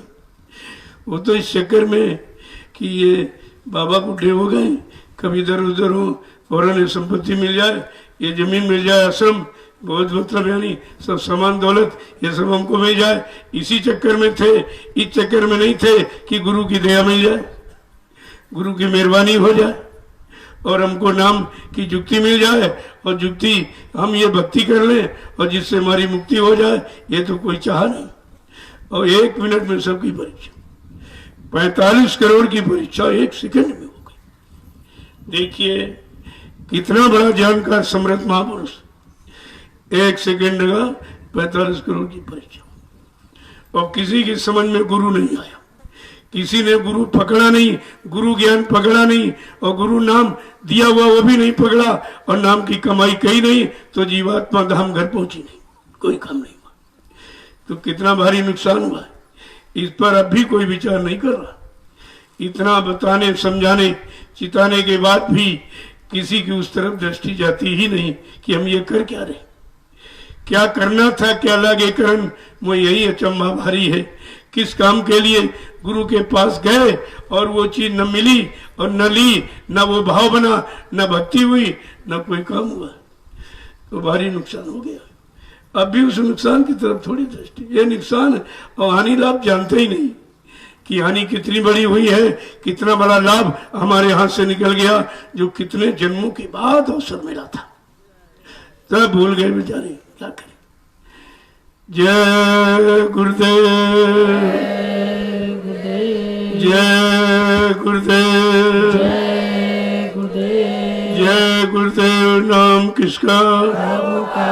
जय गुरुदेव। नाम किसका? प्रभु का प्यारा नाम। जय गुरुदेव। अब आप लोग खड़े हो जाइए। देखो ये रोज की कवायद को समझो। खड़ा होना तो किस काम के लिए खड़ा, खड़े तो सभी हुए और चल भी सब रहे और जा भी रहे, लेकिन किस मंजिल की, कौन सी मंजिल तय कर रहे, किधर की तरफ तुम्हारा जाना हो रहा। ये जाना अगर आना जाना बंद करा दे तब तो जाना ठीक है, और आना जाना शुरू हो तो जाने का मतलब क्या हो। कहा गुरु के वचनों को पकड़ के चल पड़ो तो आना जाना हमेशा का खत्म हो जाएगा। और किसी के पास युक्ति ये नहीं है, किसी के पास न ब्रह्मा न विष्णु न महादेव, किसी के पास न रामकृष्ण न 33 करोड़ देवी देवता, किसी के पास नहीं। ये युक्ति नाम की किसी के पास नहीं। हाँ दाम की युक्ति तो सब नहीं। तो पैसा लिया और राजपाट धन दौलत, तो अपने अपने लोक में बैठे वही राजभोग कर रहे, राजभोग कर रहे हैं। कितनी बार, यानी कौन ब्रह्मा बना कौन विष्णु नहीं मालूम। एक बार मथुरा में एक चींटा बार बार आ रहा था, तो इशारा करके कहा कि देखो ये चींटा है, ये 1000 बार ब्रह्मा बना। अब सुन के संगत हो ही जाएगी। उन्होंने क्या मालूम कि जन्म मरण का मतलब क्या है, और जन्म ये किसके हाथ में है, और कहाँ कहाँ जन्म लिया, ये जानकारी किसको। कहा बच्चा 1000 बार ये चींटा ब्रह्मा बना। हम लोग ब्रह्मा को आदमी समझते, करो तो सीट का नाम है। जैसे प्रधानमंत्री एक सीट आदमी नहीं, जो बैठेगा प्रधानमंत्री कहलाएगा। तो असल में ऐसे ही ये ब्रह्मा विष्णु महादेव ये सीट है। ये जो लोग हैं वो जैसे यहाँ मृत्यु लोक का प्रधानमंत्री सीट है, राष्ट्रपति सीट है, मुख्यमंत्री है, ऐसे ही उधर ये समय का ये कर्मानुसार बदलते बदलते रहते हैं। ये भी योनियों में भ्रमण करते रहते हैं। जन्म मरण से इनका भी छुटकारा नहीं हुआ, जब इनका नहीं तो तुम्हारा कैसे करा दे। कितना गहन विषय है और कितना गूढ़ राज। गूढ़ हो तत्व न संत दुराव। जीवात्मा परमात्मा के गूढ़ राज को संत महात्मा कभी बुलवाते नहीं, कभी पर्दा नहीं डालते, खोल के रखते। ब्रह्म सुख है अनुभव अनूपा, अकथ है अनाथ नाम न रूपा। का वहां भी नाम रूप है ही कुछ नहीं। नाम रूप तो के एक परिचय है। तुम्हारा नाम रख दिया कि तुम्हारा नाम ही है, भाई तुम्हारा नाम रखा गया। नाम तो हमारा जीवात्मा है, और जीवात्मा का दूसरा कोई नाम ही नहीं। तो हमारा सबका एक ही नाम है जीवात्मा, लेकिन इस शरीर के परिचय के लिए माँ बाप ने भिन्न भिन्न नाम रख दिया। असली नाम तो जीवात्मा ही। जो जीवात्मा को जगा ले, परमात्मा से मिला ले, वो नाम सिद्धि पा गया, उसका नाम सिद्ध हो जाता है। तो असल में जानकारी जब होगी, जब जानकार, उन्हीं जानकार को संत महापुरुष कहते हैं।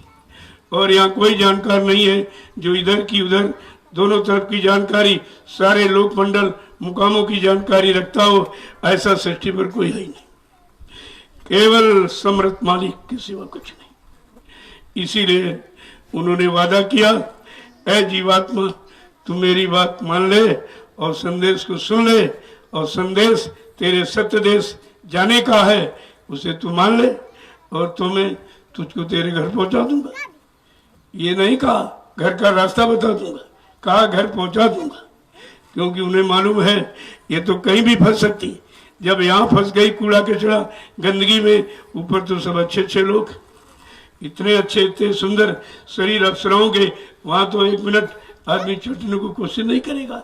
जब यहाँ मलमूत्र शरीर वाले फंसा पड़ा हुआ नहीं निकल पा रहा तो उधर तो बहुत सुंदर, इसलिए कहा हाथ पकड़ेंगे और सीधे ले जाएंगे। सदगुरु न पकड़ी बात नहीं तुम्हें बह जाती।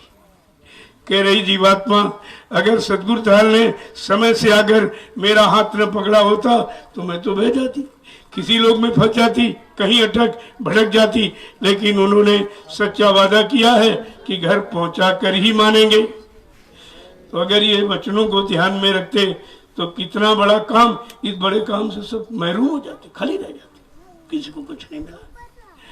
जय गुरुदेव, जय गुरुदेव, जय गुरुदेव। नाम किसका? जय गुरुदेव। नाम किसका? प्रभु का प्यारा नाम। जोर से बोले, सब मिल बोले, बोलना होगा, अभी से बोलो, दुख दर्द हरेंगे, सब कष्ट हरेंगे, सुख शांति भी देंगे, सबके दाता, सबके मालिक। प्रेम से बोलो, ये नाम नहीं इंसान का, ये काम नहीं इंसान का।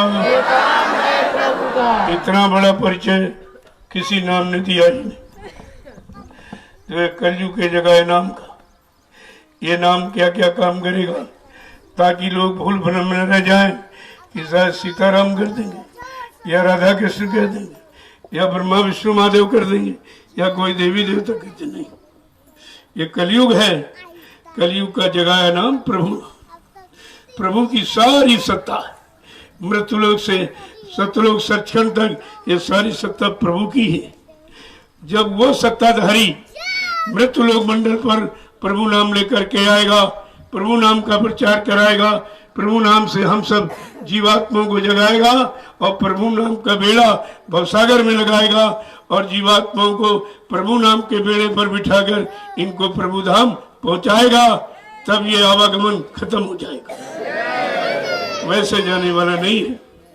अगर पिछले नामों से आवागमन खत्म हो गया होता तो इस प्रभु नाम को आने की जरूरत है क्या? सारी सृष्टि खत्म हो गई होती, लेकिन नहीं। इसीलिए समय के नाम को बताना और समझाना और उसका नाम कराना, क्या क्या नाम ये करेगा वो भी सब बता दिया, जबकि ये नाम वो किसी नाम ने ये काम किया नहीं। कहा ये सब काम, सब पर दया, सब पर कृपा।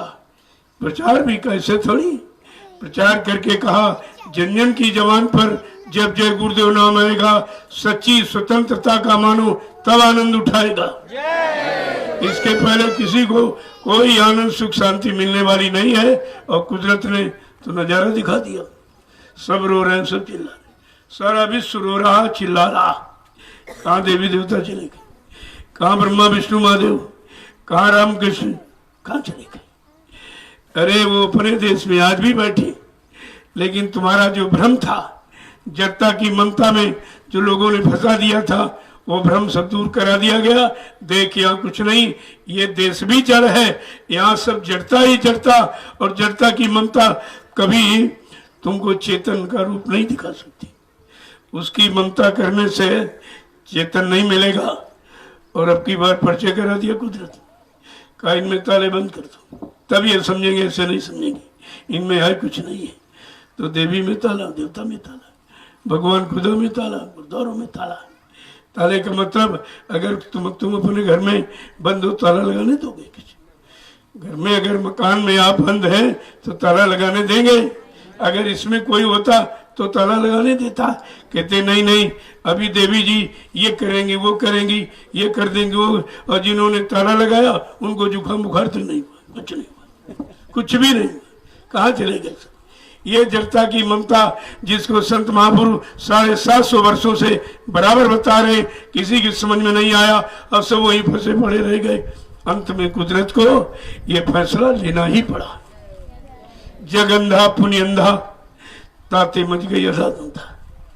यहाँ तो अधाधुंध मची हुई है, पत्थर के नाम पर, कागज के नाम पर, पानी के नाम पर, पेड़ों के नाम पर, मंदिर के नाम पर, मस्जिद के नाम पर, गिरजाघर गुरुद्वारों के नाम पर, पानी के नाम पर कितनी लूट, तीर्थ के नाम पर, मूर्त के नाम पर कितनी लूट मची हुई। इन्होंने भगवान को भी नहीं छोड़ा, इन्होंने देवी देवताओं को नहीं, ब्रह्मा विष्णु महादेव को भी नहीं छोड़ा। कलंक लगाने में सबको पत्थर का बता दिया।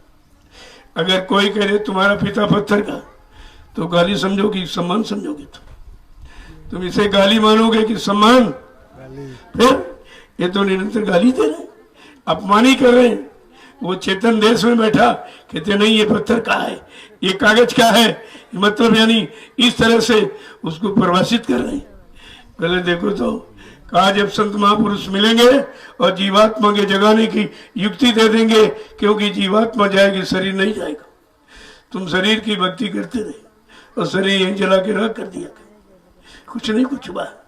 और जीवात्मा जगाने वाले मिल जाते, जीवात्मा जगाते थे, और जीवात्मा इधर नाके पर बैठी यहाँ से जगकर इस मृत्युलोक मंडल को छोड़ करके जब ऊपर चलती तो वहां देवलोक है, वहां देवी देवता आज भी बैठे, कहीं गए नहीं है, आज भी बैठे, लेकिन देवलोक में, मृत्युलोक में नहीं है।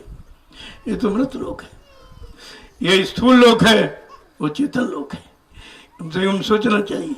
इसके ऊपर जीवात्मा जाई ब्रह्मलोक में तो ब्रह्मा जी का दर्शन, विष्णु लोक में पहुंची तो विष्णु भगवान का दर्शन, और शिव लोक में पहुंची भगवान शंकर का दर्शन, और ऊपर साकेत लोक में जब पहुंची तो भगवान राम का दर्शन, और ऊपर गोलोक में पहुंची भगवान कृष्ण का दर्शन किया। फिर धीरे धीरे लोगों का दर्शन करती करती तब साक्षात किसको कहते? साक्षात माने सामने प्रकट, और यहाँ साक्षात कहते हैं और बताते पत्थर का। अरे साक्षात माने सामने बोलता हो, सुनता हो, सुनाता हो, बताता हो, चिताता हो, रोकता हो, टोकता हो, लेता हो, देता हो, तब तो आप साक्षात मानेंगे। कैसा भ्रम पैदा कर दिया, उसी भ्रम में बेचारे सब जब फंस गए, इतना समय निकल गया, तब कुदरत को फैसला लेना ही पड़ा। ऐसा फैसला उसने दे दिया है कि सारा विश्व एकदम चकित हो गया। अब सब रो रहे, सब चिल्ला रहे, अब फिर भी अब भी नहीं जाग रहे हैं कि चलो अपने रोने का सामान कहीं पूछ लें, तो रोना अगर हंसने में बदल जाए, परेशानी अगर मतलब सुख में बदल जाए, और दुख अगर आनंद में बदल जाए, तो इससे बड़ा क्या है? उसके अब भी कोई तलाश नहीं है, अब भी कोई जानकारी नहीं है, क्योंकि उधर कभी रुख बनाया ही नहीं था। तो कहने का मतलब ये है कि कितना बड़ा नुकसान होने पर भी अब भी लोग नुकसान अपना नहीं समझ पा रहे। क्या इससे बड़ा और कोई नुकसान? जब आदमी चला गया, अरे ईंट पत्थर वाला मंदिर गिर जाएगा फिर बना लोगे, लेकिन मनुष्य मंदिर अगर बिगड़ गया दोबारा नहीं बनेगा। कितने करोड़ मनुष्य मंदिर चले गए विश्व में, और किसी को अभी कोई गौर ख्याल उधर नहीं कि जब जा रहे हैं तो एक दिन तुम भी तो चले जाओगे, तुम भी, तुम्हारे पास भी तो अपने रोकने का कोई सामान नहीं है, और सामान जहाँ है वहां तुम जाओगे नहीं, उनके पास जाओगे नहीं, उनसे समाधान पूछोगे नहीं, तो तुम्हारे बस का तो है नहीं। जय गुरुदेव, जय गुरुदेव, जय गुरुदेव। नाम किसका? प्रभु का, प्रभु का प्यारा नाम। जय गुरुदेव। अब आप लोग चलिए अपनी अपनी सेवा, जिसको कोई जरूरी हो तो आप जा सकते हैं, मैं रोकता नहीं हूँ और भगाता भी नहीं हूँ, ये दो काम नहीं करता। अब ये कोई अगर आप व्यवस्था फैलाओगे तो बंधन जरूर लगाया जाएगा। जैसे मैंने बच्चों के बारे में कहा तो सारे देश में फैला दिया, कल मथुरा में कभी नहीं रोका जाता था, कहते बच्चे ले आओ, इन पर संस्कार पड़े, और कल बच्चों को रोक रहे हैं। लेकिन हम बच्चों को रोक रहे हैं कि बच्चों की आदत बिगाड़ रहे हैं, उसको रोक रहे हैं। ये भी नहीं समझ पा रही है कि रोका जा रहा है कि उनकी आदतों को ठीक करने के लिए कहा जा रहा है। बोलो ये सब खेती अगर उजड़ जाए ये कौन सा अच्छा काम? तो अपने बच्चों को लाओ तो देखभाल करो, आप नहीं देखभाल तो घर में छोड़ के आओ, क्योंकि बच्चे यहाँ आएंगे ना तुम सत्संग सुनने देंगे, ना भजन करने देंगे, ना सेवा करने देंगे, फिर तुम्हारा आने का मतलब क्या हो? तो कहने का मतलब पहले समझो किस लिए कहा जाता है, अर्थ का अनर्थ पर लगाएंगे। तुम क्या जानो किस लिए कहा गया, इसमें क्या मसले थे, क्या इसमें राज है, क्या गुण है, वो तो आप समझते नहीं। रोक दिया रोक दिया रोक दिया, रोका नहीं गया है, गंदी आदत करने से रोका जा रहा है, नुकसान से रोका जा रहा, क्योंकि ये सब तुम्हारी संपत्ति है। क्या तुम्हारा बेटा तुम्हारी संपत्ति खराब करे अच्छा लगेगा तुमको? वहां तो बंधन लगाते हो और यहाँ छूट करते हो। इतना भी नहीं समझ पाए हो कि ये अध्यात्म है, ये अध्यात्म है। खेती जरूर, लेकिन अध्यात्म है, ये सब अध्यात्म में काम आने वाली। भंडारे का भोजन और भंडारे की रोटी खा के ही लोग भजन करते हैं और परमार्थी सेवा करते हैं। दोनों अध्यात्म का काम इसी रोटी से होता है। इसी यही बात नहीं अभी तक समझ पाई। जय गुरुदेव। अब चलो जो भी छोटी मोटी सेवा मिल जाए उसको करो, नहीं भंडारे में काफी भीड़ भी है और भंडारे में 2-4-10 लोग थोड़ी सेवा पूरी कर पाएंगे। सबको मौका मिलना चाहिए और सबको ये सेवा करनी चाहिए। बराबर ध्यान रखिए आप, और चारों तरफ देखो घूम के। एक बात और ध्यान रखिए, बीच में आपने लॉकडाउन की वजह से आपने ड्यूटी अपनी छोड़ दी। देखो 2 आदमी उस गेट पर कुटी के, रात में 2 आदमी ड्यूटी देगा, 2 इसमें और बाकी उधर, और 2-2 ये गेट पर। ये है, अभी से बना लो ये सबसे बड़ी सेवा है और ये सेवा कोई भी कर सकता है। इसमें कोई शारीरिक श्रम नहीं है, केवल आपको वो भी 2-2 घंटे, 2-2, 3-3 घंटे की ड्यूटी लगा दो, सबको सोना मिल जाएगा, सेवा भी मिल जाएगी। ये काम अब बेचारे वो 4-6 लोग पूरी रात घूमते रहते और तो गाते बजाते रहते। अब लोग ये समझते हैं ये सब गाने बजाने में पड़े कोई हरकत कर सकता है। इस बात का ध्यान रखा करो, जो तुमने कोनों कोनों पर लोगों को रखा वो सब सोते रहते, वो किसी से पूछते भी नहीं है अरे भाई क्यों आए हो, क्या कारण है, सब बेचारे सोते रहते। तो ये सोने के लिए वो जगह थोड़ी बनाई गई, वो तो एक तरह से तुम्हारी तपस्या है। कुछ नहीं कर सकते यही तपस्या कर लो, इसी से तुम्हारा काम बन जाए, तो इससे सरल क्या हो सकता है। तो आज ये मीटिंग करके ये ड्यूटी वाला काम पूरा करो, तो आपने बीच में बंद कर दिया। और ये ध्यान रखो कुटी के अंदर कोई नहीं जाएगा, किसी को भी आदेश अंदर जाने का नहीं है। शाम को जब मैं वहां मिलता हूं तो फिर अंदर ये मिलेंगे, अंदर जाएंगे, इसका मतलब क्या है? ये समझ लीजिए वहाँ ये मर्यादित जगह है, अंदर जाने को किसी को आदेश ना आप लोग देना। तुम लोग भेज देते हो और ना अगर मिले तो कहते हो अरे हमारी बात खराब हो गई, हम लेके आए थे मिलाया नहीं। तो तुम क्या जानो वो मिलने आ रहा है कि और कुछ करने आ रहा, तुम्हें ये क्या मालूम सर। इसलिए ये सब व्यवस्था है, आप व्यवस्था को व्यवस्थित तरीके से समझने की और रखने की कोशिश करो तो व्यवस्था का लाभ मिल जाएगा। अगर व्यवस्था अव्यवस्थित हो गई तो परिणाम तुम्ही को भोगना पड़ेगा। ये सब जिम्मेदारियां हैं, जिम्मेदार लोगों को यही जिम्मेदारी, इनकी पूरी व्यवस्था रखो धीरे धीरे।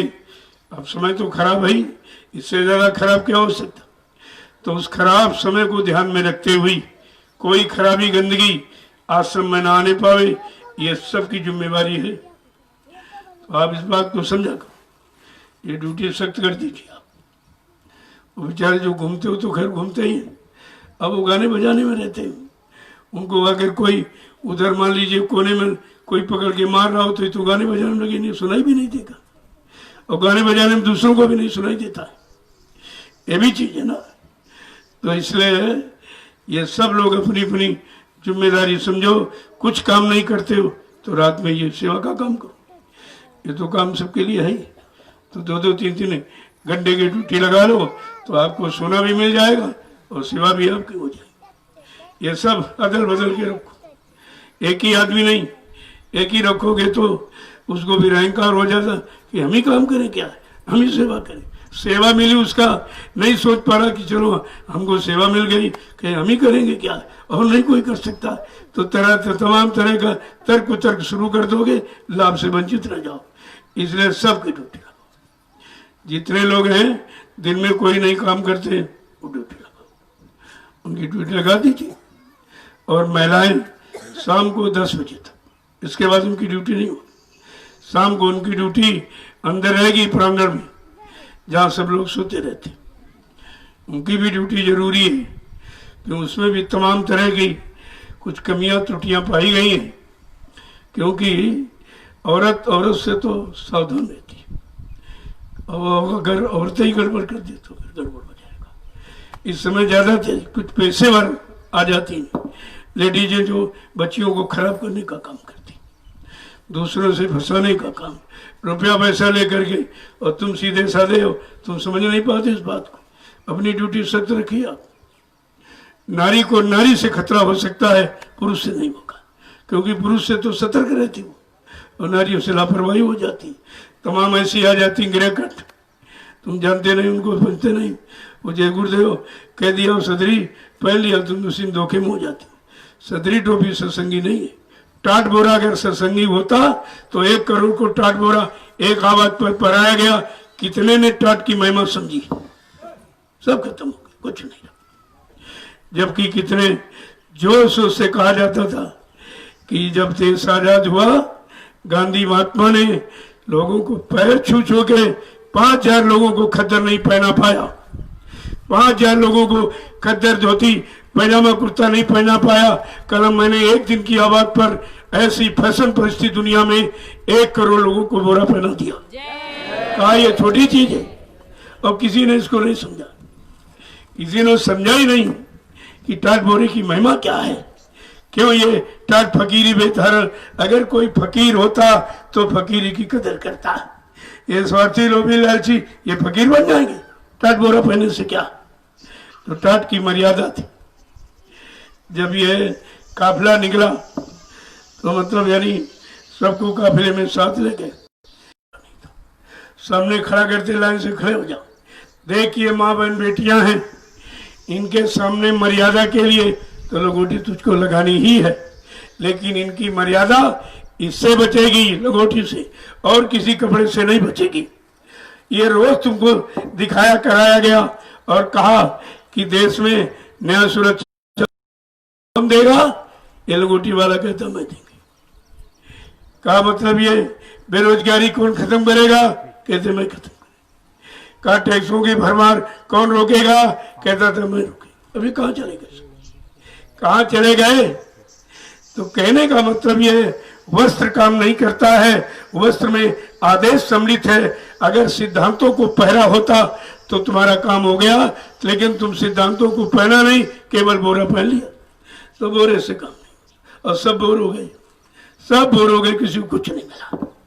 क्योंकि सिद्धांत पहनना चाहिए था कि गुरु ने सिद्धांत क्यों ऐसा बनाया, हमारे लिए आदेश क्यों दिया कि बच्चा टाट पहन के तुम तपस्या कर लो। ये तपस्या के समय तपस्या वैसे तो की नहीं, वही 5 बोरा वालों ने ये नाटक करके दिखा दिया, 45 करोड़ को भ्रमित कर दिया। संगा संदेह में 45 करोड़ चले गए और 5 बोरा वालों ने अपने ये नाटक सिद्ध किया। तो क्या बोरा पर इसीलिए किया था कि ये नाटक गुरु पर दिखाओ, उन्हीं को अपमानित करो, उन्हीं को कलंकित करो, उन्हीं को भगाओ और कब्जा करो। क्या इसके लिए टाट बोरा कि तपस्या के लिए, और कहा आने वाली ये भावी पीढ़ी को तुम सुख शांति देने वाला ये वस्त्र होगा। और ये ने क्या किया, तो टाट बोरा काम नहीं करेगा, सिद्धांत काम करता है। जैसे माला काम नहीं करेगी, अगर श्वासों पर ये नाम अंकित हो जाए तो ये माला 24 घंटे श्वास ऐसे आती जाती, माला की तरह चलती रहती। श्वास पर तो अंकित हुआ नहीं, तो माला लेके बैठे, एक नाम हुआ पता नहीं दूसरे नाम चले गए और माला छूट के गिर गई, क्योंकि तुम माला तुमने आधार बनाया है, तुम श्वासों का अपना आधार नहीं बनाया। बात समझने की होती। जय गुरुदेव, जय गुरुदेव, जय गुरुदेव। नाम किसका? प्रभु का प्यारा नाम। अब सब लोग चलो अपनी बड़ी सेवा, रात्रि सुरक्षा सेवा विशेष, इसको ध्यान दीजिए आप, और इसमें ड्यूटी सब लोग रखो। 2-2 घंटे अपना जगो, और कोई नहीं सेवा तो यही सेवा करो। ये तो सेवा सबके लिए हो जाएगी और इसका लाभ आपको मिल जाएगा सेवा का। वैसे रोटी खाते पड़े रहे तो बोझा लग जाएगा। तो ये सेवा सरल है, हर कोई कर सकता है। ये बूढ़ा जवान सभी तो कर सकते, इसमें कौन बड़ी बात है। जय गुरुदेव।